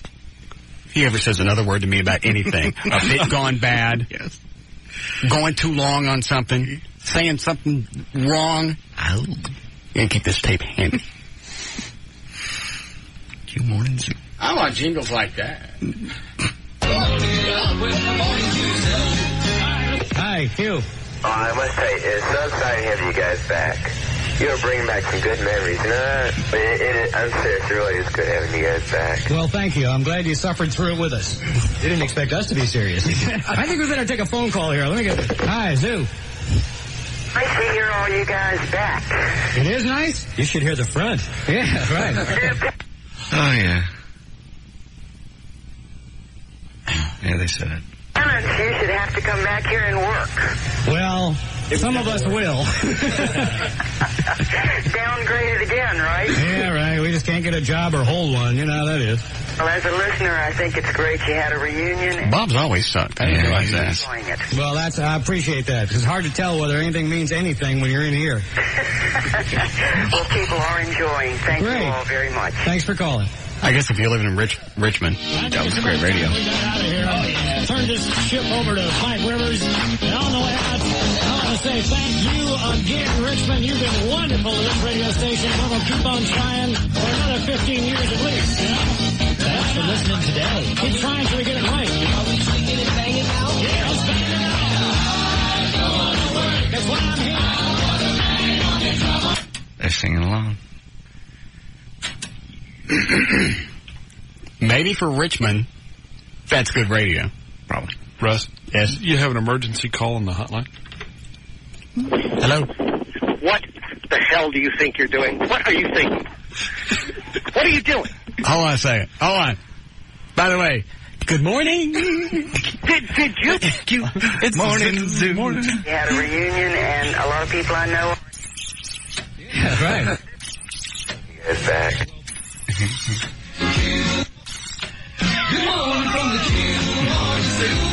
Hey, Bob, good morning.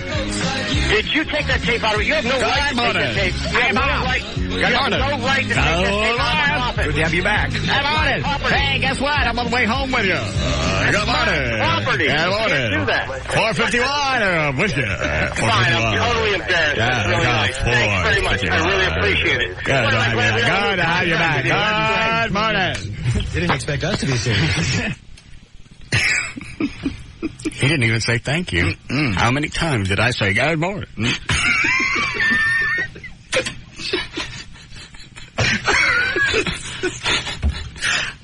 I'm embarrassed for him. And there's still stations out there that do that crap. Sound just like that, yeah.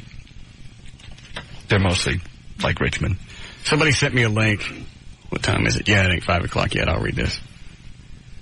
This ain't good drive time stuff. I'll read this. Gotcha. Hold on. Somebody sent this link. It's from Warm 106.9 in, I can't tell, Seattle. Mm-hmm. Subject line is the hippest dude in radio. Come on, open up. Will Johnson from Warm 106.9 FM. Look at his picture. He looks like the fat guy from Animal House. Yes. Not Belushi. Oh, the Flounder. The other guy. Yeah. In a sweater vest. Yeah, a sweater vest. And this is the hippest guy in radio? Yeah. Oh, yeah. Weekdays, 2 to 7. He's got his picture. Hi, and thanks for paying a visit to my webpage. Where'd this start? Well, it all started at a small AM station back in the 70s. I played disco. Oh, let's not go there.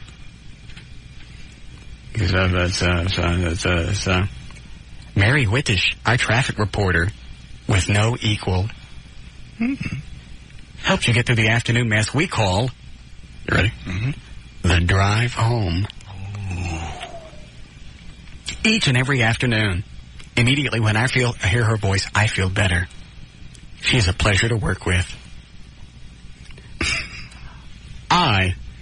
If I ever had to go back to that type of radio, which I never had to do the warm format, but if I ever do that, I would kill myself and then jump through the windshield of a car and have some big fat woman drive me around in circles.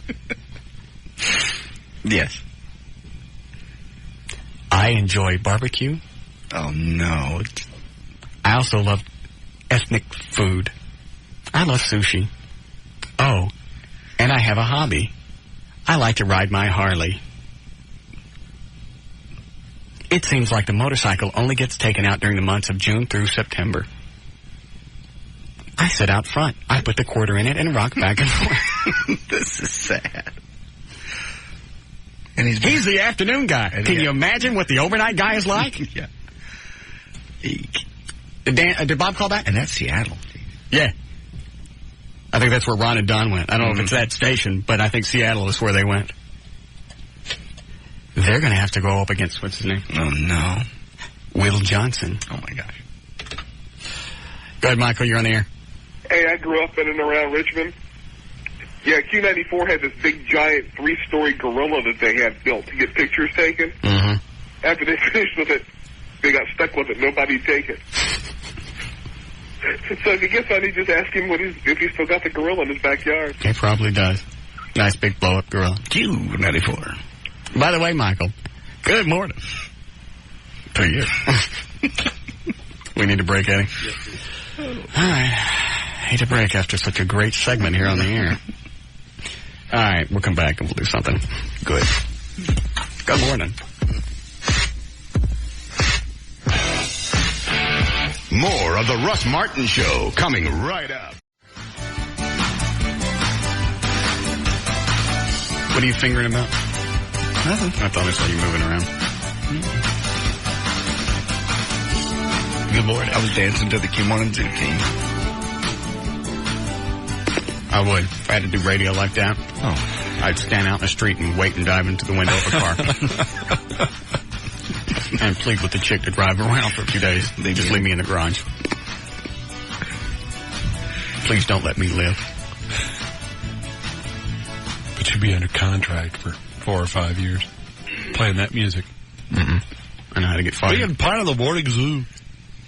Good morning. We're due for news again. Mm-hmm. Go ahead, you're on the air. Oh, I'm on the air? Yes, ma'am. Oh, I just had a quick question. That Q94 thing, what does it date to? Because I grew up in Richmond. I had, like, really bad deja vu when I got in my car and turned on the radio. I think 70. It says 71 on the tape. Okay, that's back when I was a kid. I was just curious.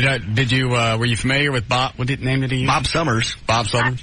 I don't know. I just, when I got in my car and turned it on, I was like, whoa, I had to check my radio twice and thought maybe I'd time traveled or something. What? It's really funny. Bang on a Drum. That wasn't from 71, was it? Wouldn't that make that? Oh, Jesus. What is this? Christ. Scared me. Oh, no. Hello. Hi, Cat. Here we go. Oh, no. Cat from the lodge. Gonna undressed. 2 days. Here now, we go. see, I didn't know that your spirit was going to break so early. Cut that out. What? I'm special in my own way. What are you doing? We are not doing this weenie thing again today. No. But this is Kat. This is your favorite woman in the whole world. Look at her. Look how supple she is. Have your breasts gotten bigger? Are you sure? Yes, I'm sure. Sweetie, stop taking my shirt off. Oh, my God. Oh, Lord. Quit it. I'm taking my pants off. You know, I think I'm back to wanting the $200. Yeah, I want the $200 too. He can make it. Shut up and quit it. Oh, yeah, you're fighting hard. Because they're just, I know, Kat, she ain't touching my weenie. She'll just let me sit here in the wind. Taking my clothes off. There goes the other shirt. Soften the blow, so to speak. No. Hug me. Oh, God, I love these breasts. Sandwich. 2 black women. I look like an Oreo cookie.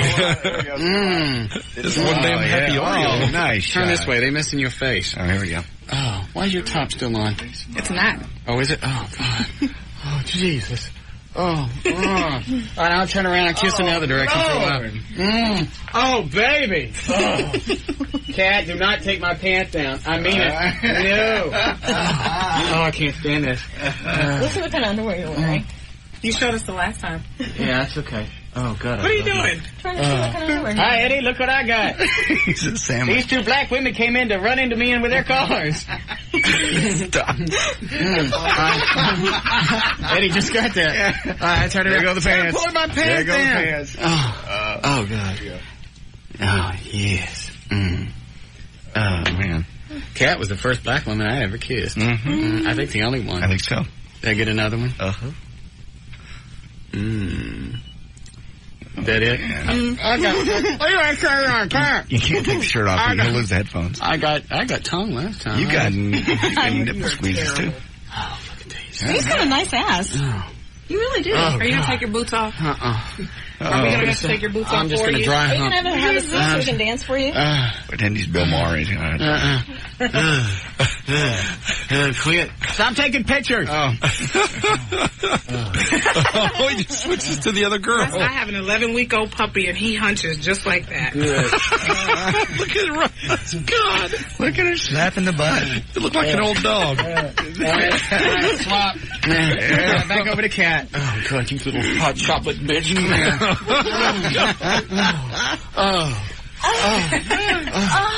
He ain't gonna make it.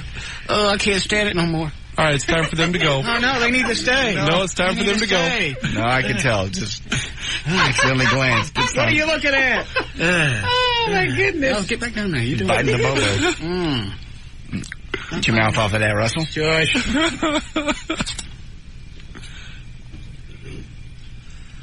Ouch!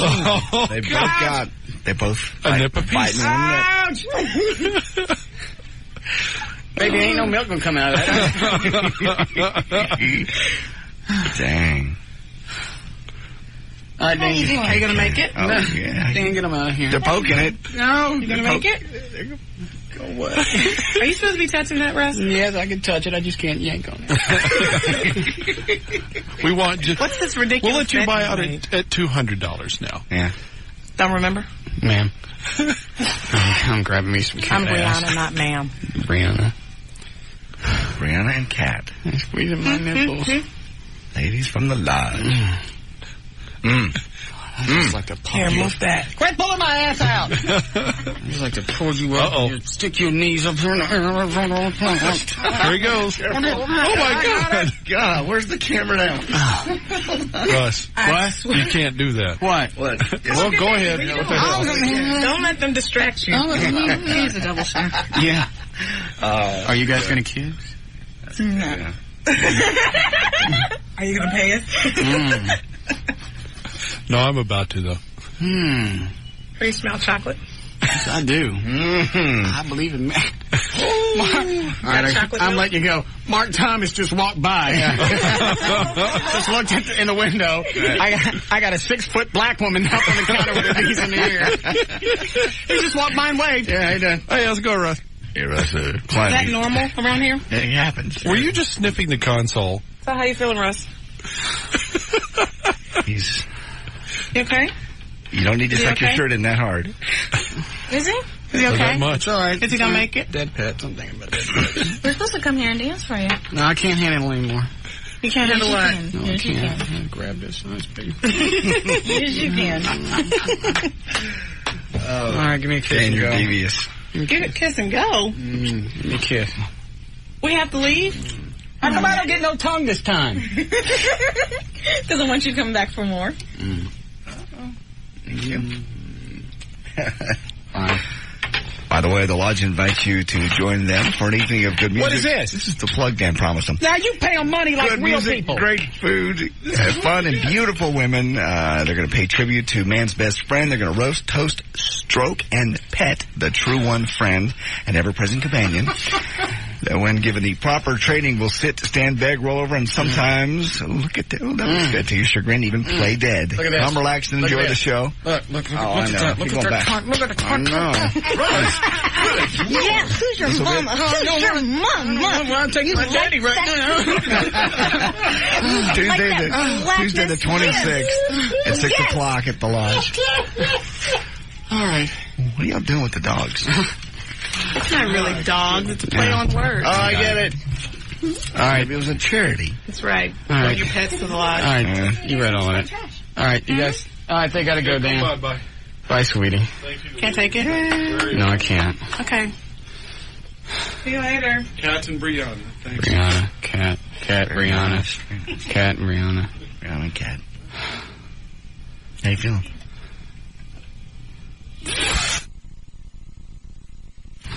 That's how I feel. You were a sandwich. Oh.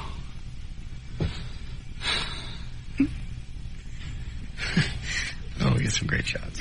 Oh, Eddie just showed me the pictures. Looking like Soul Train. Mm-hmm. Yeah. God, I love that cat. Mm-hmm. God, I love that one.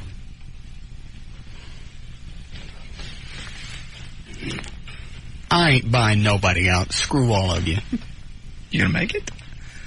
I made it through that. Grabbing that big chocolate. Yeah, You're gonna I'll be thinking about that later. When you get home, you're gonna be thinking about that. Offer stands. Damn. You get home, you'll start getting undressed tonight. You'll catch a whiff of her perfume on your shirt. I still got her lipstick on my mouth. Eddie, do we need a break or can we do news or something? We do news. Okay, let's do news. We can do that. Quit touching it. Go ahead, you're on the air. Hey, Russ. Two things. Number one, pay the money. You're going to go off like a sprinkler hose tomorrow. Soaker hose. That's okay. I'm kind of hoping the lovely Rebecca Lord will feel sorry for me. But the other thing is, you're making fun of Bob. Will I don't know what you're going to bring up, but don't. Come on. Why don't you play your air check? I don't have one. Yeah, you do. Mr. West Coast Weekend. He's got a point. Let's just move on. I don't even know where that tape is. Oh, we have it. No, we don't. I have it on mini disc. Good for you. Get my pants back up. Dan, any more surprises I need to know about today? Not today. Damn, today was the hardest. God, Cat knows great big brown. And she wearing that. Oh, the teeny tiny little micro mini skirt and those super high heels. Tight little bubbles. Come on. No. Come on. No. It won't be queer. No. Just tell me one time. Queer. I can't stand it. I get no. Gookie. No. Come on, you're not punch you in the back of the head. What is it? Yeah, why'd you make the bet in the first place? I don't even know where this damn thing started. If you have this many hot chicks trying to get into your pants, I don't understand why you made the bet. You were afraid that you was keeping your tolerance for women too low. Because you were whacking it all the time. You never needed sex. What is it, Dan? Russ, I have Carrie on the line. She's caller number 99. Oh, all right. We got to go there, buddy. Which line? 4? All right, who does she think she's calling? Yeah, 1 minute, sweetie. We're about to put you on the air. Hold on just a second. Who do you think she's calling? Wolf. 99. What are they giving? I don't know. Who knows? Tickets or something. Billy Bob. Hi, who is this? This is Carrie. Carrie, you are caller number 99. All right. Congratulations. Good morning. Good morning. Good morning. Great. Where you calling from? Irving. Irving. What's your favorite station? 105.3. And what would you like to win today? Pat Green tickets. Yes, Pat Green tickets. Pat Green, not only Pat Green tickets, we were thinking about throwing in backstage pass and a limo. Oh, my God. Yes. Yes. We were thinking about it. We're not going to do it.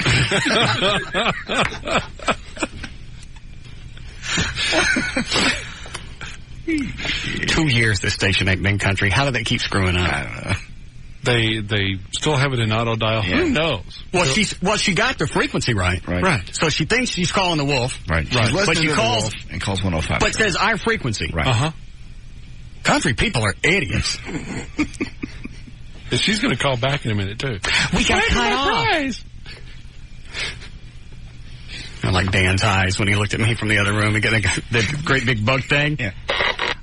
Caller number 99. Okay. Okay. Let's do news here. Okay. You ready? Mm-hmm. That her? 1 moment, please. No, sure. Carrie's on line 1. Did you tell her we got cut off? Yeah, we got cut off. All right. Hold on a second.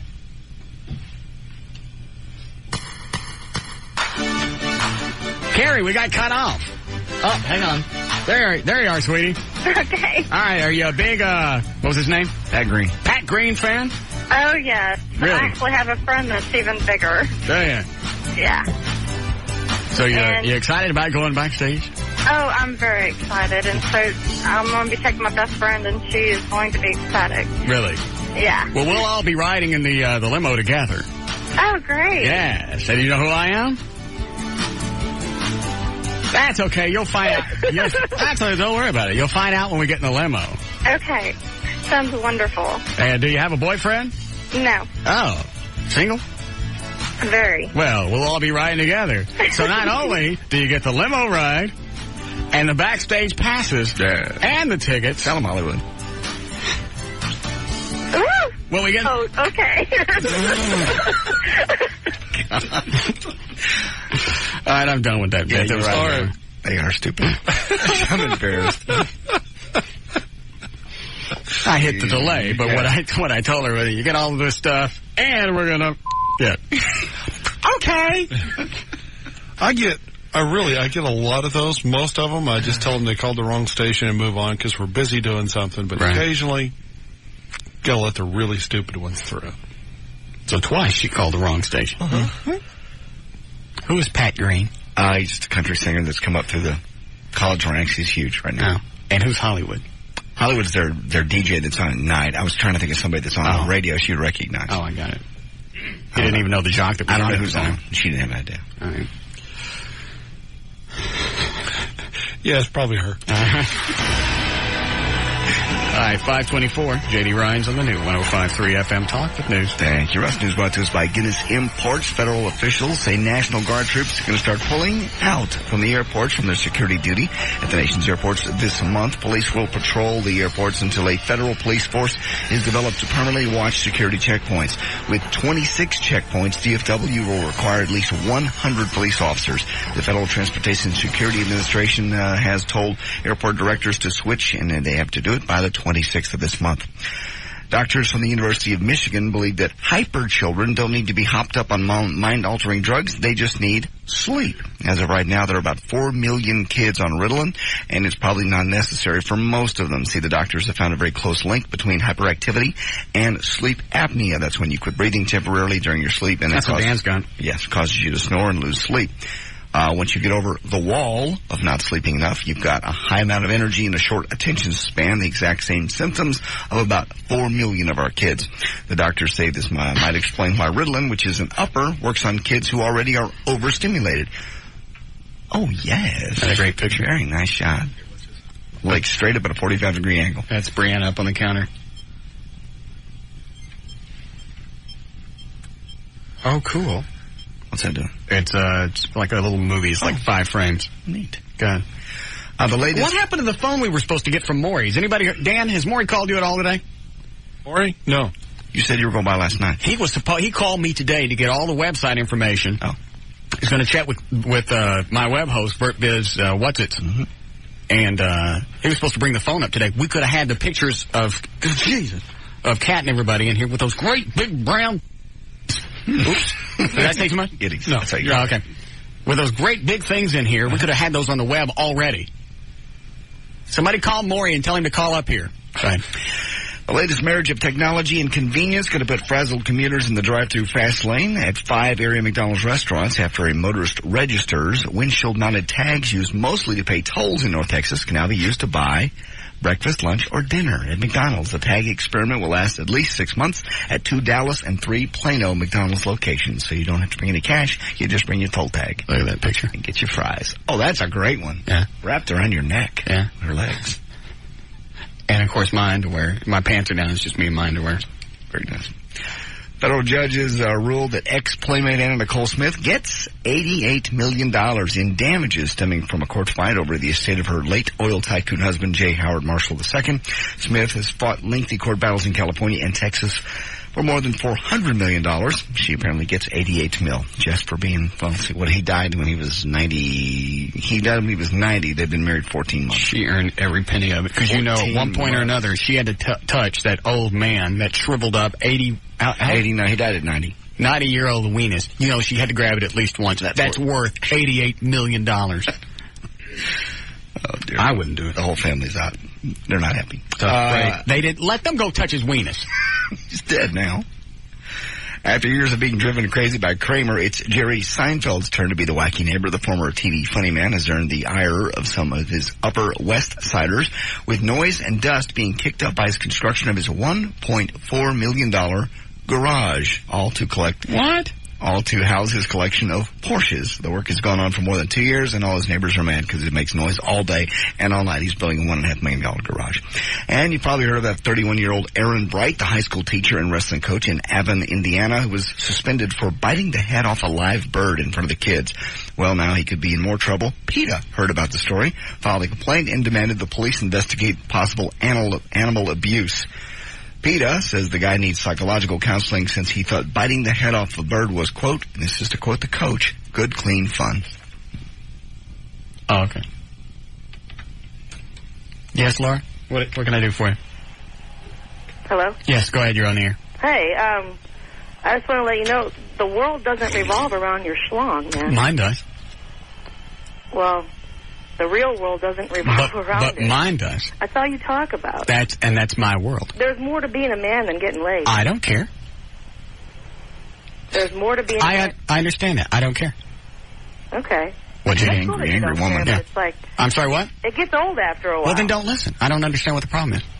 Oh, there's no problem. I listen to this show. I'm not saying I'm not going to listen anymore, but... Well, I don't want you to listen. You don't like it. I don't like you. It's just, I didn't say I didn't like you. I don't care if you like what I talk about or not. I don't care. There's more to being a man. I don't care. You don't get it. I don't care what you think. I don't care that you don't care. Obviously you do, or you wouldn't have wasted your time and my time to call me and tell me the world doesn't revolve around my penis. It does. Everything on this planet revolves around our penises. That's all we think about day in and day out is our penises. We go out and get a good job so we can buy a nice car and get nice clothes so we can get something good to go with our penis. Whatever. Well, that was a lovely comeback. I can see you are going to be quite an adversary. Yeah. I mean, you're funny. I don't care what you think. What is it you're not getting? All right.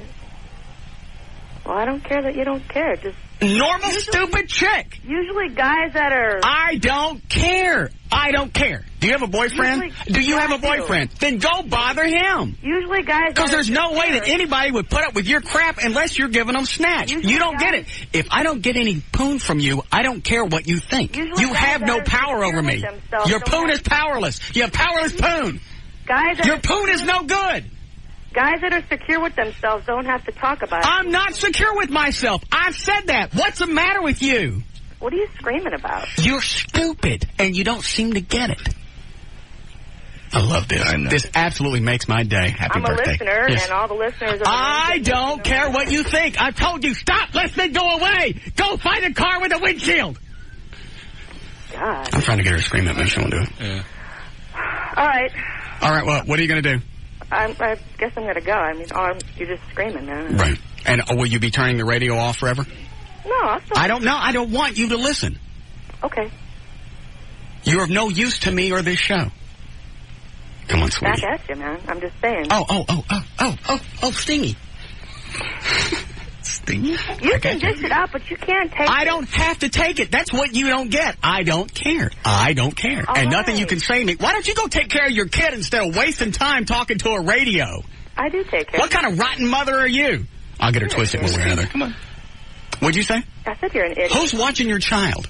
I am. He's in the other room. Well, obviously, you're not watching him if he's in the other room. How old is your child? He's 8 years old. Why are you trying I think at 8 years old, you should be watching what your child is doing instead of bitching at a voice on the radio.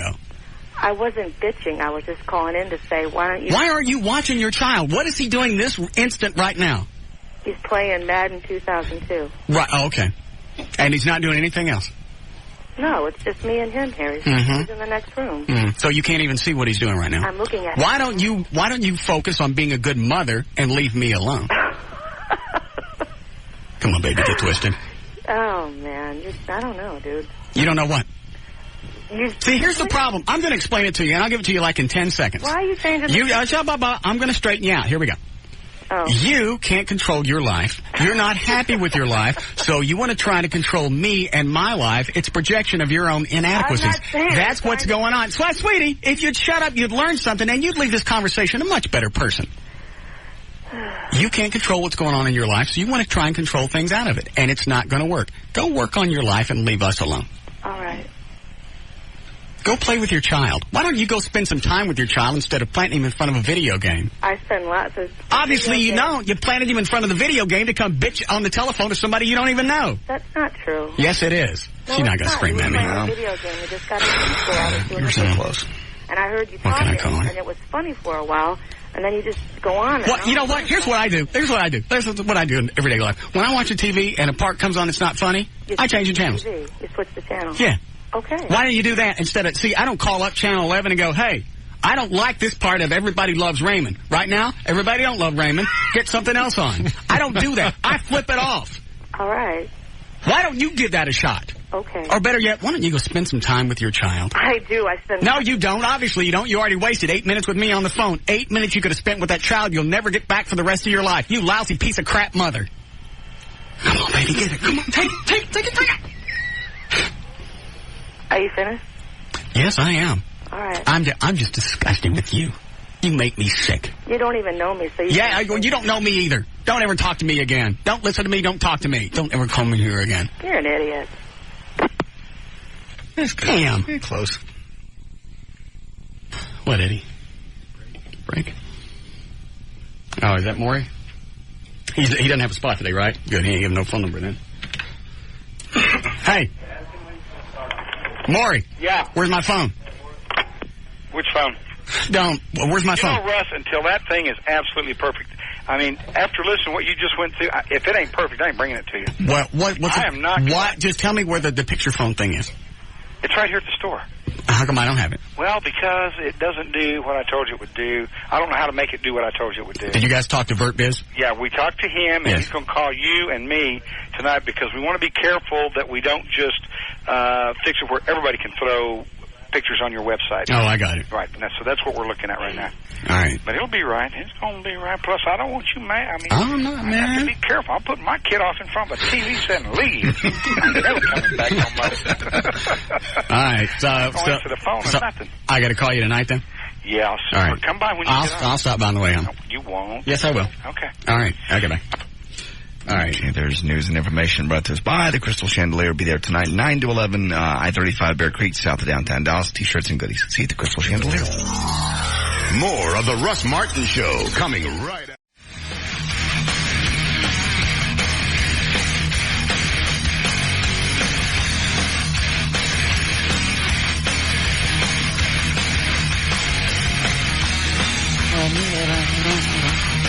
All right.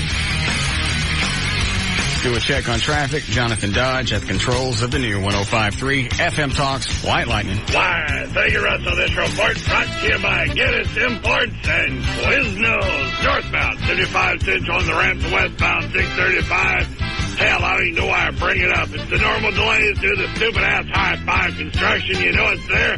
Go somewhere else. Southbound, I-35 Simmons at the Loop 12 split. The right lane is blocked by some pallets laid in the roadway. Eastbound, 635 LBJ Boulevard. There's an accident off to the right shoulder. Expect some onlooker delay.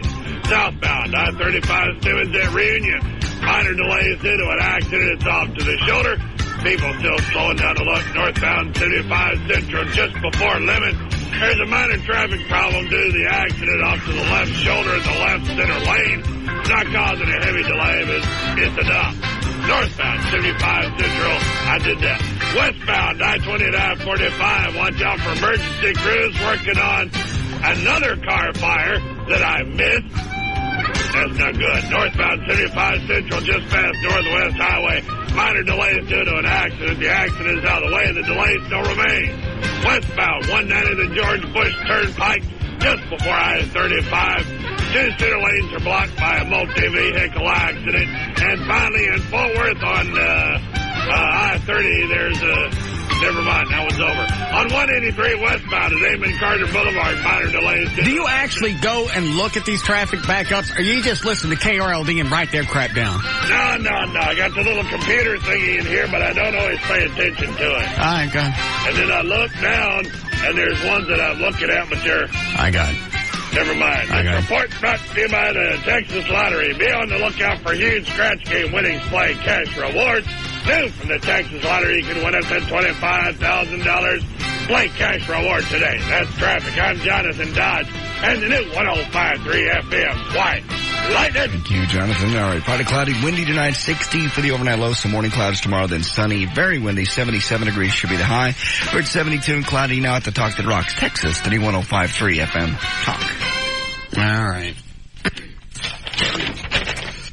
Where did Eddie go? Don't know. We got something to play. What do we got to give away today, Dan? We got more Marilyn Manson or Charles Durning tickets, or what is it? Rob Zombie. Yeah.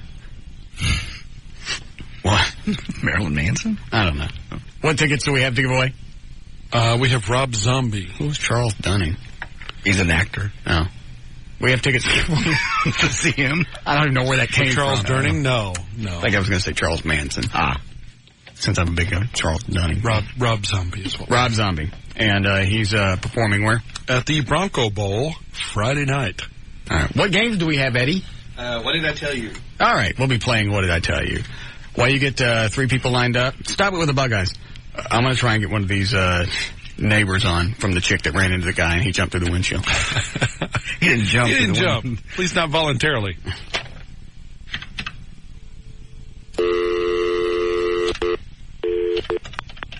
Okay, who do I want to call? Oh, I know. This guy lives about 3 or 4 houses down. What? Just this whole story. It's really bad. It's sick. I bet he don't answer the phone now.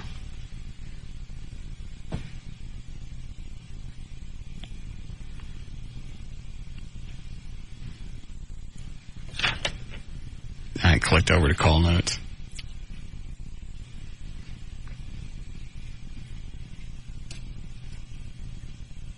All right, I got the right number. They're just not answering. You'll try the house again where they're out of town? Yeah. Okay. Like that guy. Ain't nobody here.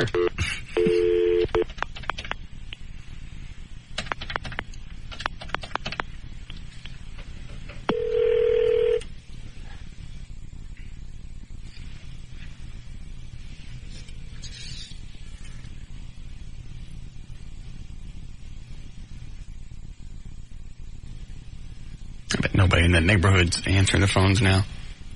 Because you know, CNN and everybody on this planet have been trying to get a hold of people in that neighborhood. Guess who was on the scene from KRLD? Milford. Rob Milford. I'm feeding stories all over the country. Hold on a second.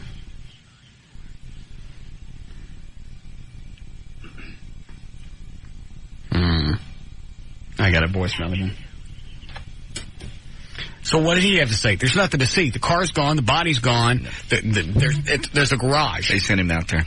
He was doing the report live. Because I'm feeding CNN and Fox News and everybody all over the country with this breaking, horrific story. That was Rob Milford. KRLD News. Nobody to talk to. No. Nobody's there. Nobody's home. Nothing to look at. Just the outside of the house with the Christmas lights still up. Right. And he's there. Doing a radio thing. Not even TV. All right, do you have everybody lined up, Daniel? I have 3. We usually have 3 for this game, correct? Yeah, I don't care. Okay. That's fine. All right, here we go. Now it's time to play everybody's favorite game. And here's your host, Russ Martin. All right. And Dan, we're playing for what today on What Did I Tell You? A pair of tickets to see Rob Zombie this Friday at the Bronco Bowl here in Dallas. Tickets are still available at all Star ticket locations. All right, let's get our contestants on the phone. Jeremy, welcome to the show. What do you do for a living? Repair swimming pools. Do you really?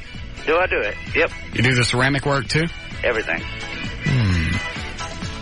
What part of town you in? Huh? What part of town you in? I'm in Tarrant County. Oh. I work in Dallas. Oh, do you? Oh, yeah. Yeah. When we're done, don't hang up. I won't hang up. I'd like some free work done on my... I can do it. Good. 10 years in the business. Good.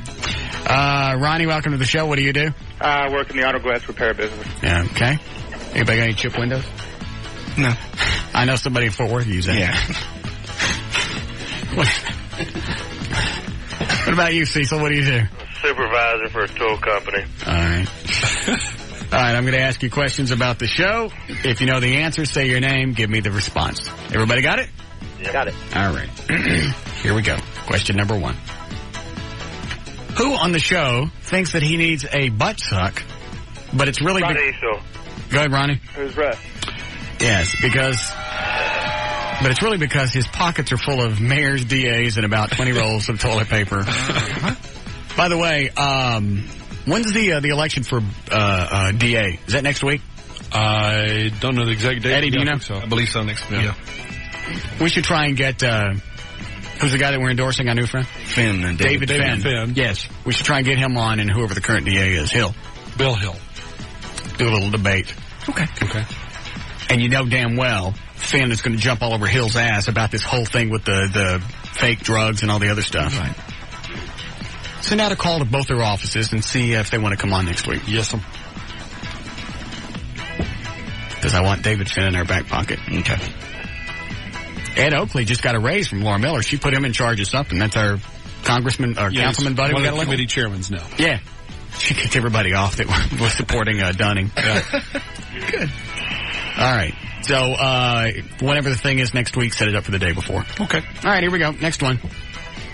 Who on the show decided that it's easier to date chicks with facial flaws? Jeremy, Ronnie. I'm starting again, but go ahead, Jeremy.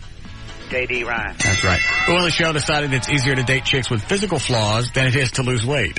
Hey. That was cold. Eddie. I gotta lose weight. That's coming from Eddie. You better, yeah.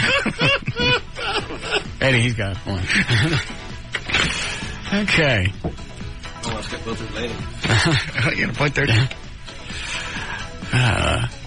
who do we know that is hoping that Russ can get him a special deal with Dent Zone? Ronnie. Go ahead, Ronnie. Who is Al Brumley? Yes. Because he's got that big dent in his head. They would push it out. The chick from yesterday. What chick? Oh, with the face? Yeah. Let's see where did I leave off. Who on the show's new role-playing game? Ronnie. Go ahead, Ronnie. Who's J.D.? Is the pizza delivery guy, and his dad gets to play the pizza that went bad.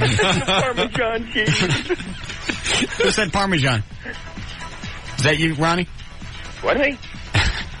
I was going to give you another point. Okay, it was me. Too late now. Let's see, okay. Who on the show is renewing his contract for more money? Jeremy. Go ahead, Jeremy. Russ Martin.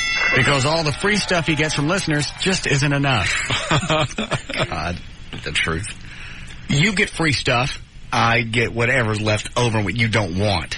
You scam free stuff behind our backs. At least when we get stuff, you always get a part of it. I look on your disc every day and it's something new. What about that testosterone stuff? The pills? The pills and the spray. Yeah, I got that from the guy. You promised what? Uh-oh. Maybe get him on. Maybe you don't. Get him on the show. Tough break. Pay for it.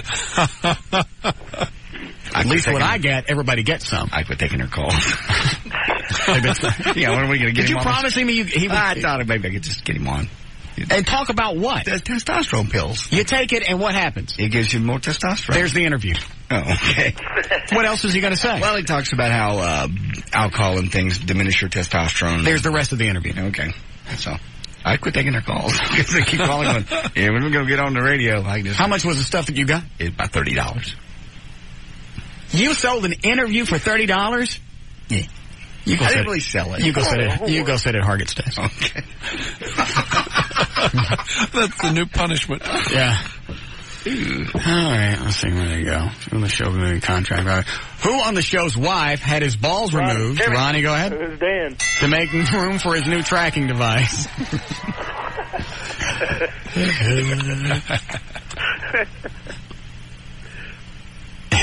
Who on the show loves having family outings at the lake? Unless there's a wind advisory, he has to leave his dad. Go ahead, Ronnie. Who's J.D.? He has to leave his dad at the house. Who do we know that is selling pictures of his head as proof of crop circles? Ronnie. Ronnie, go ahead. Who's Brumley? Yes.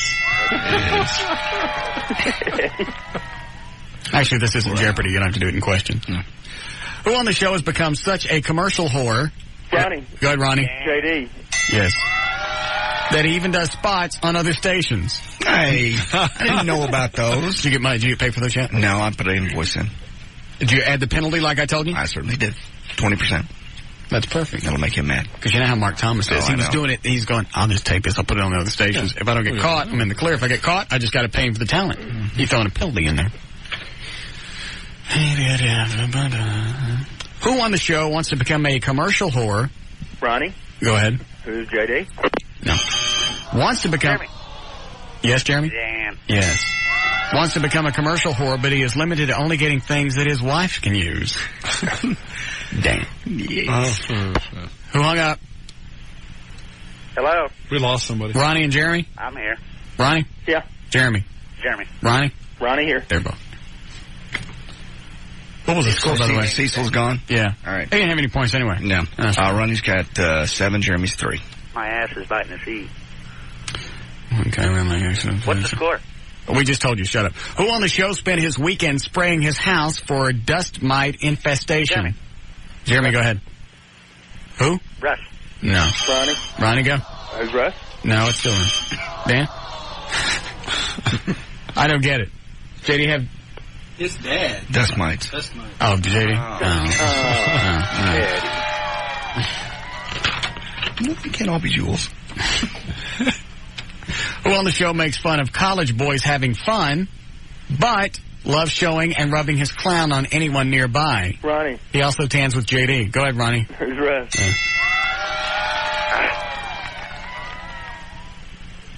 There was no reason for that, any. Who on the show grew up playing with an easy bake oven because he had... Go ahead, Jeremy. Martin. No. No. Because he had to practice cremation on family pets and insects. Ronnie, go ahead. JD. Yes. Who on the show was the favorite hazer in college? Mainly because he was already dating Laura and his empty sack didn't make them feel so gay. Jeremy, Dan. Go ahead, Ronnie. Who's Dan? Yes. I said it first. You didn't say anything. Shut up. Yeah. Are you questioning me? No. Not Russ. Who on the show's lack of whacking? Ronnie. Ronnie, go ahead. Who's Russ? Has set him back into prepubescent acne. Oh, that's just... Very nice. I am. I'm breaking out. Zits. I got one here. I got one over here. And they're you got a big one on your nose, too. Popping a zit ain't near as fun, though. No, it's not. It's the same result. Cat could have cleared up your face in 10 minutes. A what? Cat. From the lodge. From the lodge. She could have cleared up your face. No, Dan, I'm not that horny. Not a cat. Yeah. Well, I thought he said a cat. Yeah. That doesn't mean I haven't sat on the front porch at night and watched the dogs go by. I go, peanut butter? Yeah. They can't talk for a reason. Stop it. Stop.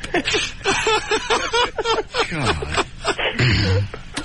Who on the show's father, Ronnie. Ronnie, Who's JD? adds new meaning to the words dry humping?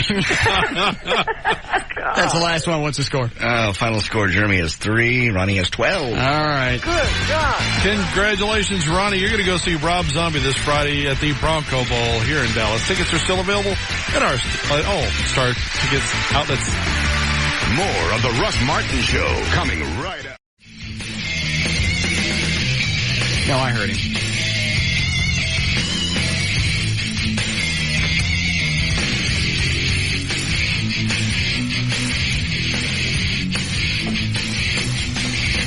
You trying to cover up for your crude comment earlier in the week about the forklift? Yes.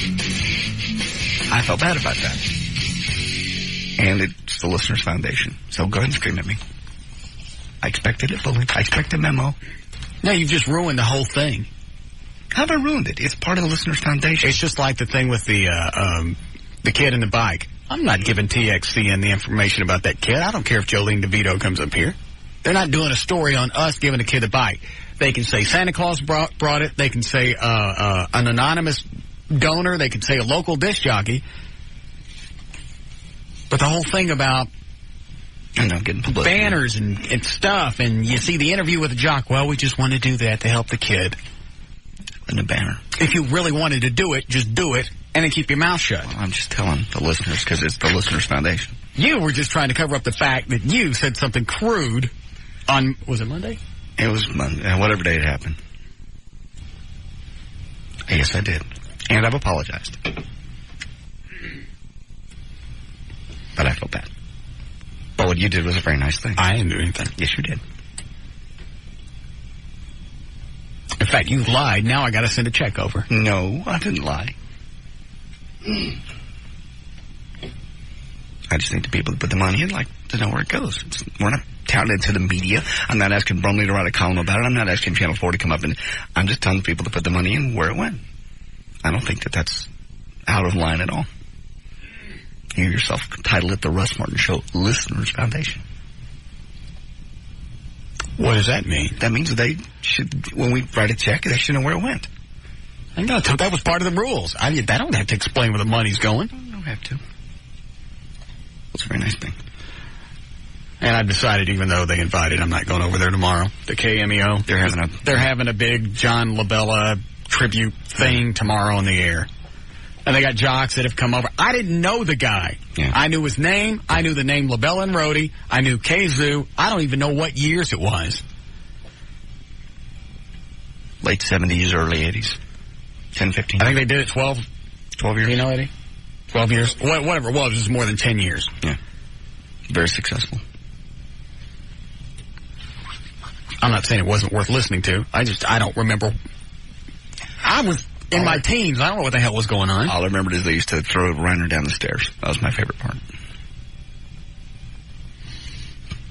Yeah, and Reiner's probably going to be there tomorrow. He will be there, along with John Rhodey. Oh, that'd be good. So, there would be a knockdown right there. That'd be fun.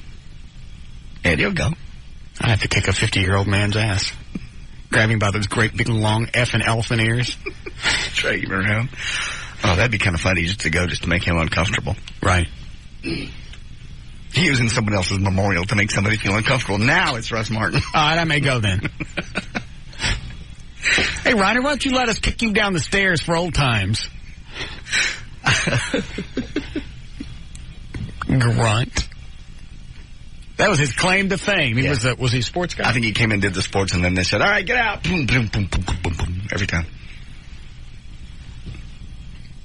Now he's on a trashed out AM station. Yeah, your career's on the way up.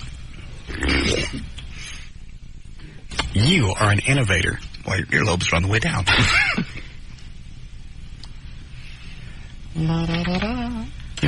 Go ahead, you're on the air. Hello?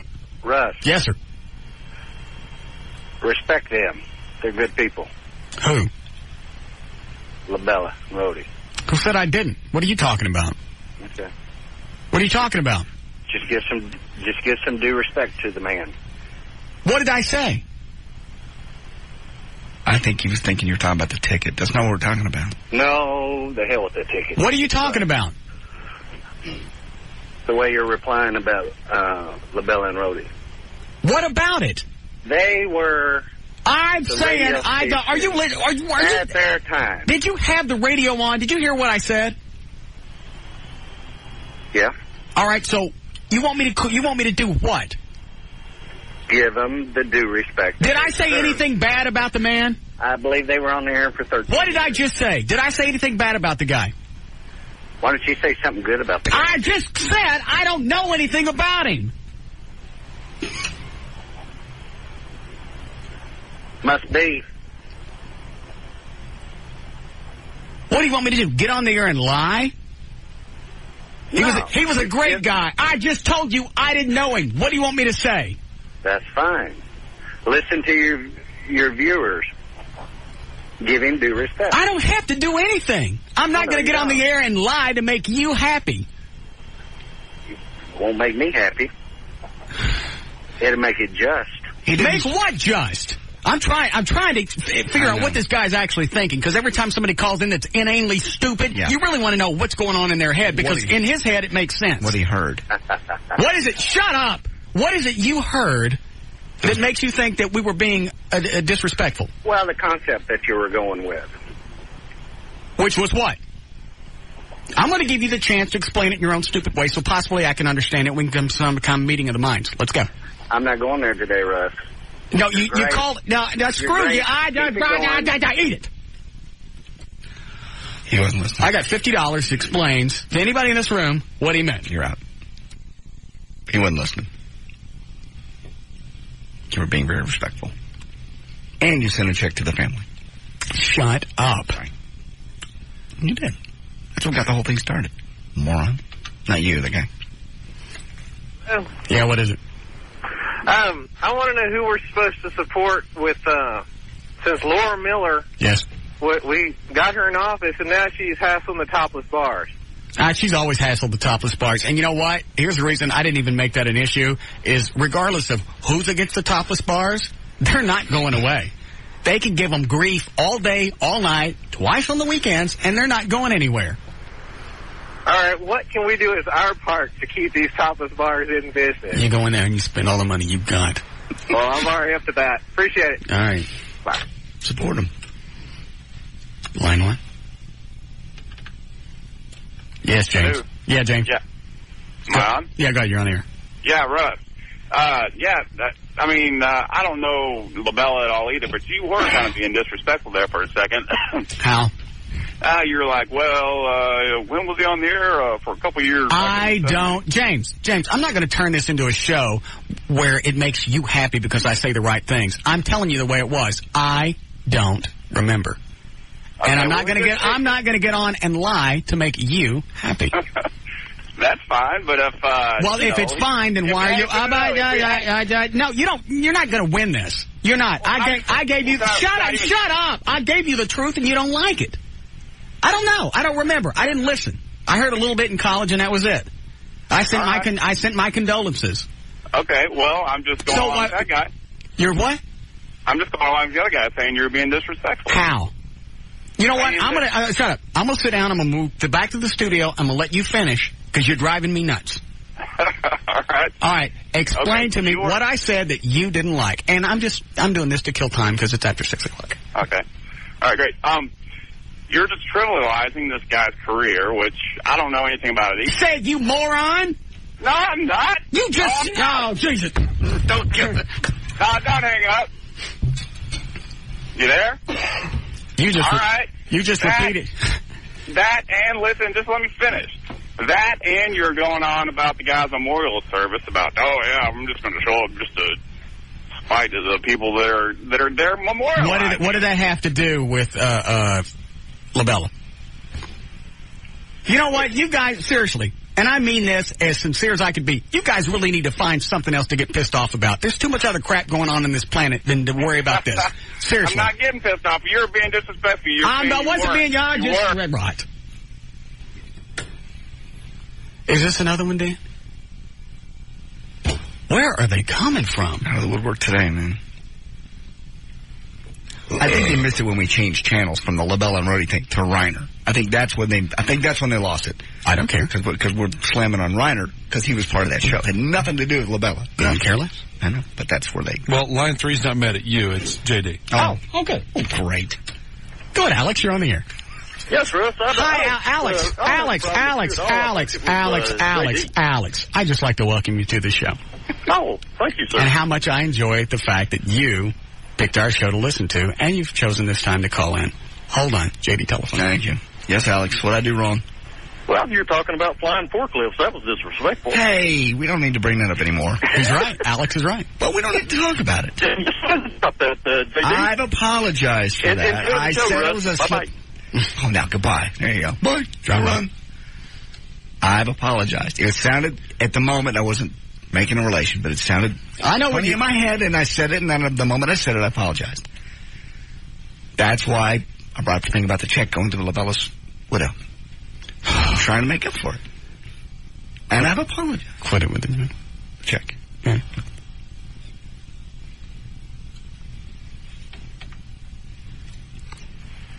Yes, hello. What is it about people that makes them think that just because someone died, that you have to respect them? I don't know. And I don't even, I don't have a problem with that. It's like, I'm telling you the way it happened. I don't remember. I was in college. I was in high school. I don't know exactly what was going on. They invited me over there. I've decided not to go because I don't have anything to say. It would be an absolute waste of their time and mine to go over there and go, I don't know anything. I'm with you, my brother. And, I don't want to say it, that sounds crass. No. No, then the guy's about to bring the check up, and I don't even want to do that now. It's the same as the Dale Earnhardt thing. I mean, he was a guy. A guy that drove cars. And people freak out when somebody says something they don't think is respectable because he's dead now. Well, here's the thing. This didn't even come close. No, yeah. It was not disrespectful. I know that. All right, thank you. You rule, brother. Thank you. And you did something very respectful, which brought the whole thing up, which was send the check over to the foundation. I've already said it, so it's not like I'm saying anything that's not, but that's what got the whole thing started. How do these people miss that? And that's for his daughter's college, by the way. I don't care what they do with it. Yeah. I think they're setting up a foundation for... Dan, do you know anything about this? Say it again. Are they setting up a foundation for his daughter, Labella, for college? The only foundation I've heard of is for Beth. For his wife? Yeah. Now, the station may be setting something else up, but if they are, I'm not aware of it. All right. So that's where all this started. And that's about as far away from disrespect as you can get. That doesn't make any difference. I don't know, these idiots. Hayseed on the phone, heard what he wanted to. Yeah. And then you call and you tell them, and they still don't get it. And you explain it to somebody else, and they don't get it. I don't care. And I don't care if you knew that we sent a check or not. Because that's not why we did it. Yeah, no disrespect. I used to listen to K-News in those days. I didn't listen to it soon. Who was on K-News? Michael Sheldon. Wasn't Kevin McCarthy on there, too? Yes, he was. Yeah. Go ahead, you're on the air. Damn. Or not. K-Nut. Go ahead, you're on the air. Yeah, I'd like to talk to Russ about my Uncle John. Yes, what would you like to tell him? Well, he really is my uncle, and I think it would be respectful for him to show some respect and go, you know, just to be there for a man that paved the way for him doing his radio show. What is your name? Mark. Mark. Was he really your uncle? Yes, he really is. I'm sorry your uncle's gone, but it was... You know what? I'm not even going to explain. Didn't I explain this earlier? You did. All right. I'm really sorry about your uncle. I listen to your show. Okay. And as a family member to him, you know, I respect your show and I listen. But yet my uncle was around before you even started. Yes, I understand that. That's got nothing to do with me. Well, why don't you just go pay your respect? I don't know anything about him. It would be a waste. All right, I'm going to ask you this. What am I going to go over there and say? Let's do it that way. Hey, there's other people in the industry. I just asked you a question. Let's go in that direction. What do you want me to go say? You don't have to say anything. That's the only reason they want me there. It's radio. I'm trying to be nice to you because you lost your uncle. But don't push me. Your presence is enough. He didn't even know me. It doesn't matter. We're talking about an on-air memorial, not the funeral. You aware of that? It's about my uncle. All right. You know what? I'm going to tell you again. I'm really, really sorry about your uncle, but I'm not going. Okay? All right. All right. Thank you. Jesus. That's why I don't like being nice to people, because it always comes back and it bites you in the ass. I'm beginning to believe you. If you don't ever do anything nice, then nobody ever expects anything out of you, and you can go through life being an a-hole and everybody leave you alone. I'm beginning to believe you. I am going to go down to the office during this break. I'm going to masturbate, and I'm going to drink. Bring me $200. What, Dan? 3? Yeah. Last one, then you can go. Thank you. Do your business. Go ahead, Lisa. You're on the air.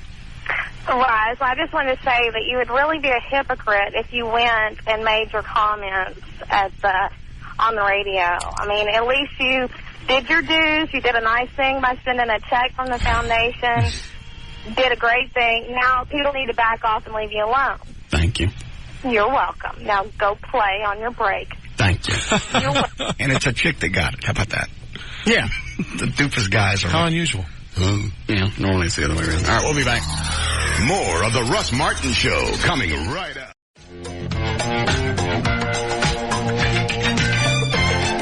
Do what? Other than the fact that we're missing a plane, and if a plane full of people disappeared, yeah, other than that... Dan, have you seen the website? No, I haven't. It's a website that questions whether or not a plane really hit the Pentagon. Because the original report... By the way, I don't even know what the website is, so don't even. Don't. Just don't. And I know I'm being disrespectful to the website, but I don't know it. I only saw it a couple of times. I don't remember. I know that it pushed somebody down the stairs a couple of times. I don't know anything about the website. Leave me the hell alone. Anyway, it's a website. A listener forwarded me the link. And it shows picture by picture, close-ups of the Pentagon and all the other stuff going, where's the plane? Where's the wreckage? If the wings were this width, why is the hole only like this? Don't know. It's, I looked at it. It's like very strange. But we're missing an airplane full of people. I know that. Clearly, that was the guy that sent me the link. I sent him an email back. I went, all right. And so where's the plane? And we've got radar returns that show the plane disappearing exactly at the point of the Pentagon. So all I know, I thought about that initially. It's like that all kind of looks weird. Where's the plane wreckage? Yeah. Well, it hit so hard, there's no plane wreckage. Well, there's got to be something. No. A wing, a tail. No, the one went into the swamp out in the air, what was that called, air tran? Right. It totally disappeared. It just pulverized. Talking about the one in the swamp? The one that went into the swamp, yes. Oh. It just disappears. It just pulverizes. You take it, it's like taking a can and going crush, and it just becomes nothing. And then whatever's left burns. No, at that speed, at that angle, you're not going to have wreckage. And now who released the video that's out today, Eddie? I've seen it on CNN and Fox News. Have you seen it, Dan? Dan? Is this the helicopter? No, it's the video of, it's not even video, it's 3 still pictures from the Pentagon of the plane hitting the Pentagon. Oh. And it moves so fast, I don't even see the plane. No, you completely missed the plane. Security camera at the Pentagon, which takes one frame every 3 seconds. 7-Elevens have better security cameras than that. Honestly. It's a door camera. I mean, it's like when you pull up in your car. It's the camera that takes your picture in your car. Oh, okay. And it just happened to be turned. It wasn't meant to be taking pictures of the Pentagon. It was off in the distance. So it misses the frame where the plane at 600 miles an hour. I was probably wasn't going 600. Yeah, I'm sure it was. You think it was going full speed? Absolutely. Well, those guys wanted to get the absolute most damage. Do you hear the audio when those planes go into those buildings?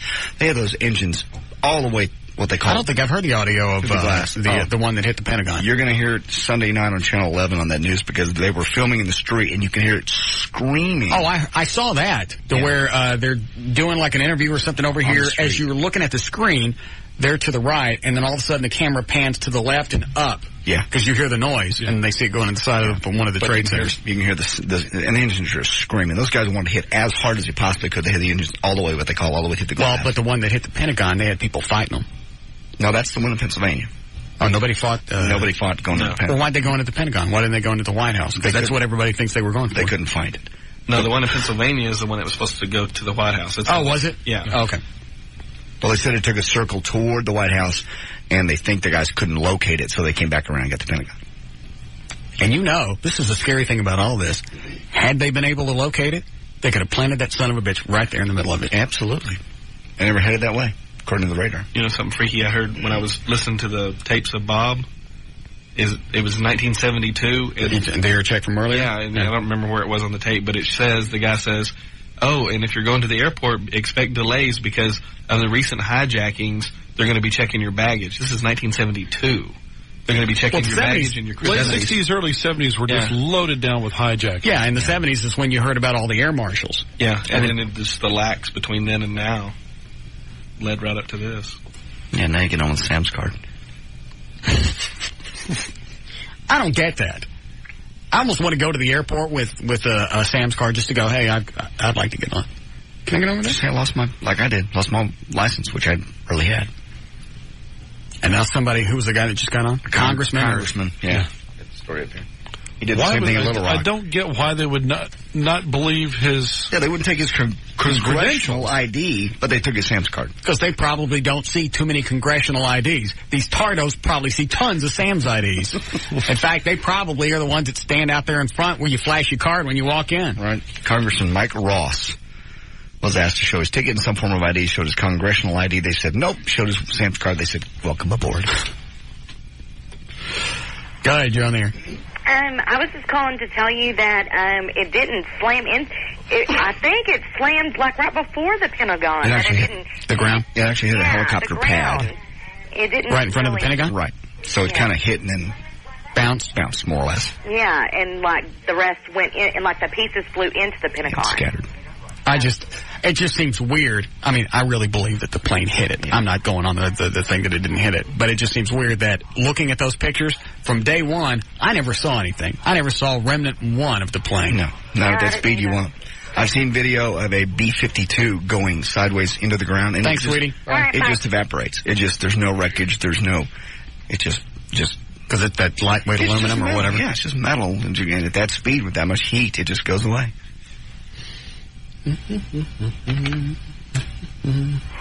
Yes, Mark? Hey, yeah. Back in the heat of whenever all of this thing first happened with the planes hitting the building, I had been watching the TV, and they had an analyst on that actually said the reason why the White House thing might not, they think the plane that hit the Pentagon might have originally been supposed to be for the White House, but the reason that it didn't hit was they actually strategically set up the trees around the White House where you can't see that thing until you're like right on top of it, even from the air, and that there would have been no way to maneuver the plane into position to hit it, so they just changed directions in order to save time and just hit the Pentagon because it's a much easier target. Interesting. Now, I don't know, but that's what I heard. Yeah. Well, it's all freaky. Just the fact that they were able to pull it off. Not once, not twice, but 3 times, almost 4 times. Not in the course of 6 or 7 months. All in the course of a couple of hours. On the same day. Almost. Well, even they say 5 times. One plane didn't take off. One plane had mechanical, and they had traced. Thanks, Mark. They traced some guys that they thought. So there might have been up to 5. Did you do the story in the news this week of they actually questioned some of the hijackers before they got on? Did you hear that, Eddie? I heard something about it. I was trying to remember what it was. Bad idea. I forget what it was, but it was almost like half of them. Yeah, just were questioned, or their IDs or their boarding passes were checked a couple of times because there were problems. And they let them through. Yeah, I don't know exactly. I don't know what it was. I missed that. They were 3 of them. They got pulled over by cops the day before. And they had fake driver's licenses and all kinds of stuff. I've seen the video from one of those. In fact, that Mohammed Atta or whatever his name, the main guy, got pulled over by the cops, and he gave him a fake ID, and they ran his... Yeah, I want to say I saw the video from that. Go ahead, you're on the air. Tell Russ that they were on the who to watch list for terrorists, and they let them on the plane anyway. Oh, yeah. They were supposed to... A couple of the guys were on the list that they were watching out for. That's correct. They were on the who to watch for list. They let them on the planes anyway. Did they say why they let them on? They just said they were who to watch and didn't know what else to do with them. But at what point do they check that? When you make a reservation? They're going to make fake names. Well, it's when I'm just saying, the guy at the gate's not checking that for names. Well, of course not. They don't. That's not what they get paid for. They obviously they're not getting paid to do a whole lot. They don't even check to see if the damn X-ray or the metal detector's on. Plugged in. Exactly. It seems like It seems like it's gotten worse since the whole 9/11 thing. Yeah. Or we're just more aware of it. I think we're just hearing more about it. I think it was always bad. I think we're just hearing more. Because now when something like that happens, it's stop the press's news. All right. You want to take a quick break here, Eddie? Yes, please. All right. We'll take a quick break. We'll come back. More of the Russ Martin Show coming right up. Call Russ now at 214-787-1053. What, Dan? I got a call in my voicemail from Rick James' agent. Not Rick James? No. Hey, it's Rick James. Some people confuse me with the voice of Speed Racer. It sounds the same. Amazingly enough. Listen to me. Go, Jim Jim. Ooh. Ooh. Hey, Pops. The car's busted. What? Well, they didn't think they exactly got the fair shake on the interview. What fair shake? What did he get? I didn't even want him. I didn't know he was on the air. I wanted MC Hammer. Well, back when we were talking about prison, you wanted Rick James. You got me the wrong guy. His voice is pretty much cleared up. And they realize the format of the show now is not your normal, hey, we're doing an interview type of thing now. So they want another chance.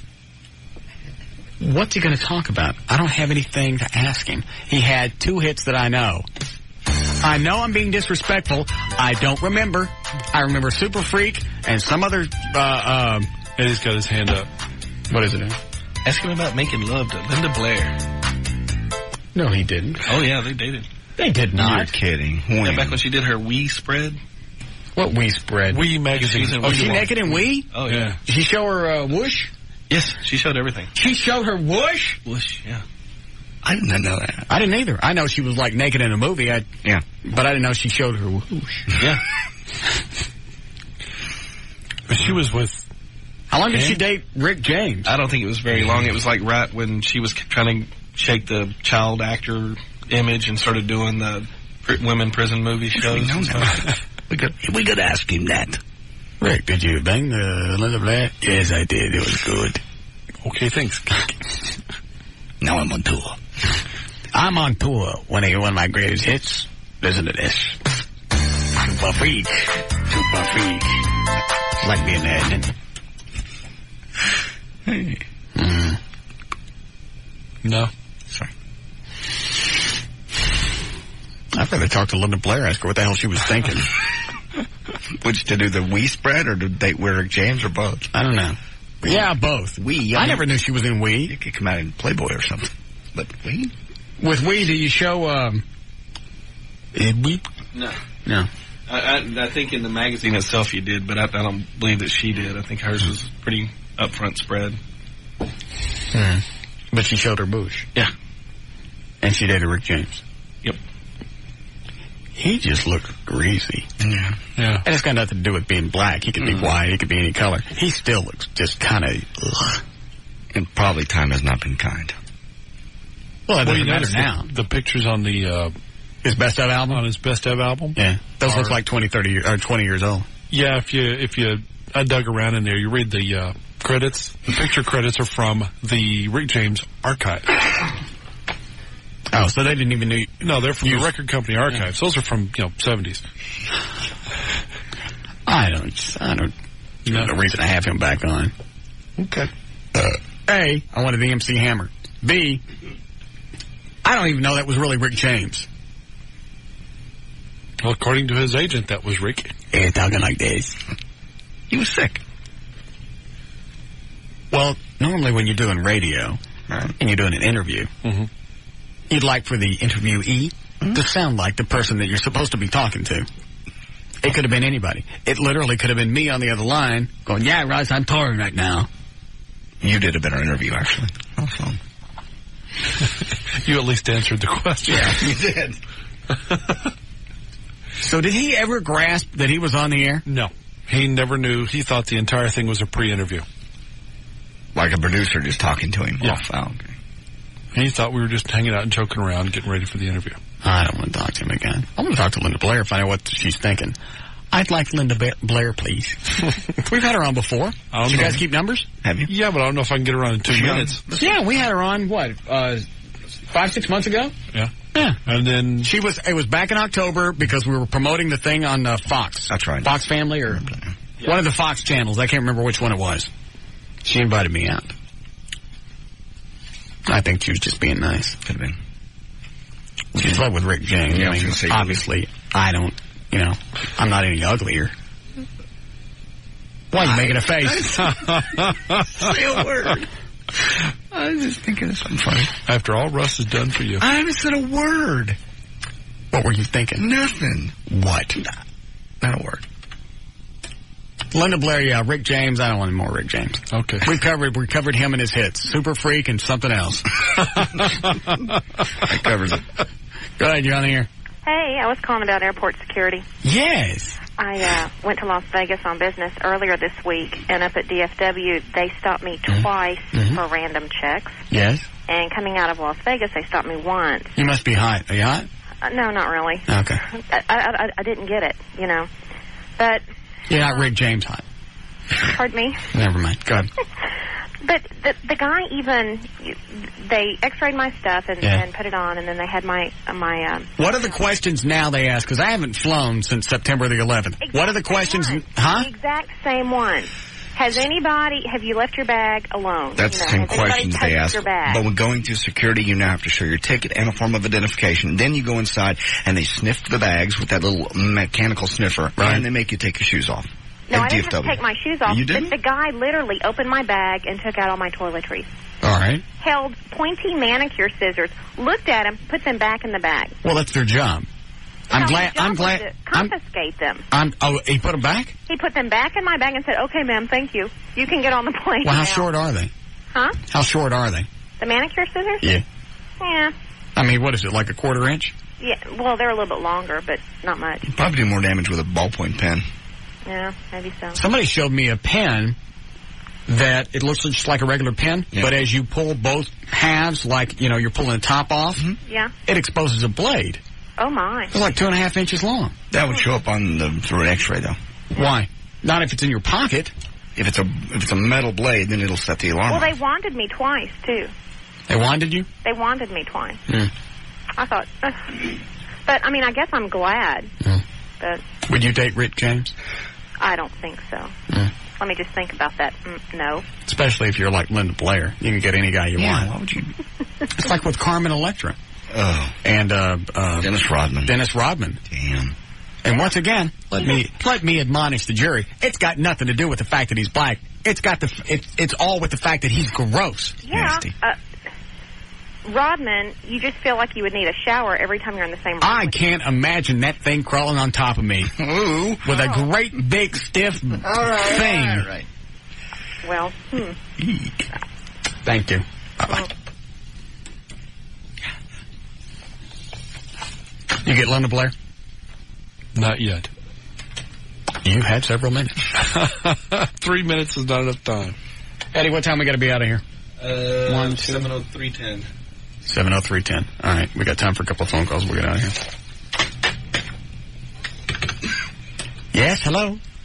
Yeah. Yes. Hey. Yeah. We got a website for you. All right, good. Go ahead, you're on the air. Yeah, Russ? Yes. Yeah, this is Tom. I work out at the airport. I've got a airport security story for you. Yes. We had some federal agents going through, and they were going through the security checkpoint. You need to get that in the background? Do what? Never mind, go ahead. And they're going through the security checkpoint, and they checked their guns, and then they checked their bags, and they took their fingernail scissors, and they threw them in the trash, and then they handed back the 9mm. And what can you do with fingernail scissors you can't do with a 9mm? I don't know. 7:03, what, Eddie? 20 seconds. Oh, Dan, can you do the plugs? Yes, I can. All right, we're done. Let's go. To learn more about the Russ Martin Show, to email anyone on the show, to get in the studio audience, or to get on the show's weekly email list, simply go to russmartin.com. To see the shocking perversion that is J.D. Ryan, go to johndavidryan.com. Visit Eddie's fascinating and dangerous website. Go to eddieboyd.com. Right. Email us during the show and only during the show. Use the Russ Martin Show at hotmail.com. Right. For information about the rest of the station, go to kyng.com. And J.D. has an appearance tonight. Go. Yeah, where are you going tonight? Crystal Chandelier. See you there, 9 to 11. Where is it? It's south of downtown Dallas and 35 to Bear Creek. All right, see you guys tomorrow. Buff Creek. All right, see you guys tomorrow. Buff Creek. All right, see you guys tomorrow. Buff Creek. All right, see you guys tomorrow. Buff Creek. All right, see you guys tomorrow. Buff Creek. All right, see you guys tomorrow. Buff Creek. All right, see you guys tomorrow. Buff Creek. All right, see you guys tomorrow. Buff Creek. All right, see you guys tomorrow. Buff Creek. All right, see you guys tomorrow. Buff Creek. All right, see you guys tomorrow. Buff Creek. All right, see you guys tomorrow. Buff Creek. All right, see you guys tomorrow. Buff Creek. All right, see you guys tomorrow. Buff Creek. All right, see you guys tomorrow. Buff Creek. All right, see you guys tomorrow. Buff Creek. All right, see you guys tomorrow. Buff Creek. All right, see you guys tomorrow. Buff Creek. All right, see you guys tomorrow. Buff Creek. All right, see you guys tomorrow. Buff Creek. All right, see you guys tomorrow. Buff Creek. All right, see you guys tomorrow. Buff Creek. All right, see you guys tomorrow. Buff Creek. All right, see you guys tomorrow. Buff Creek. All right, see you guys tomorrow. Buff Creek. All right, see you guys tomorrow. Buff Creek. All right, see you guys tomorrow. Buff Creek. All right, see you guys tomorrow. Buff Creek. All right, see you guys tomorrow. Buff Creek. All right, see you guys tomorrow. Buff Creek. All right, see you guys tomorrow. Buff Creek. All right, see you guys tomorrow. Buff Creek. All right, see you guys tomorrow. Buff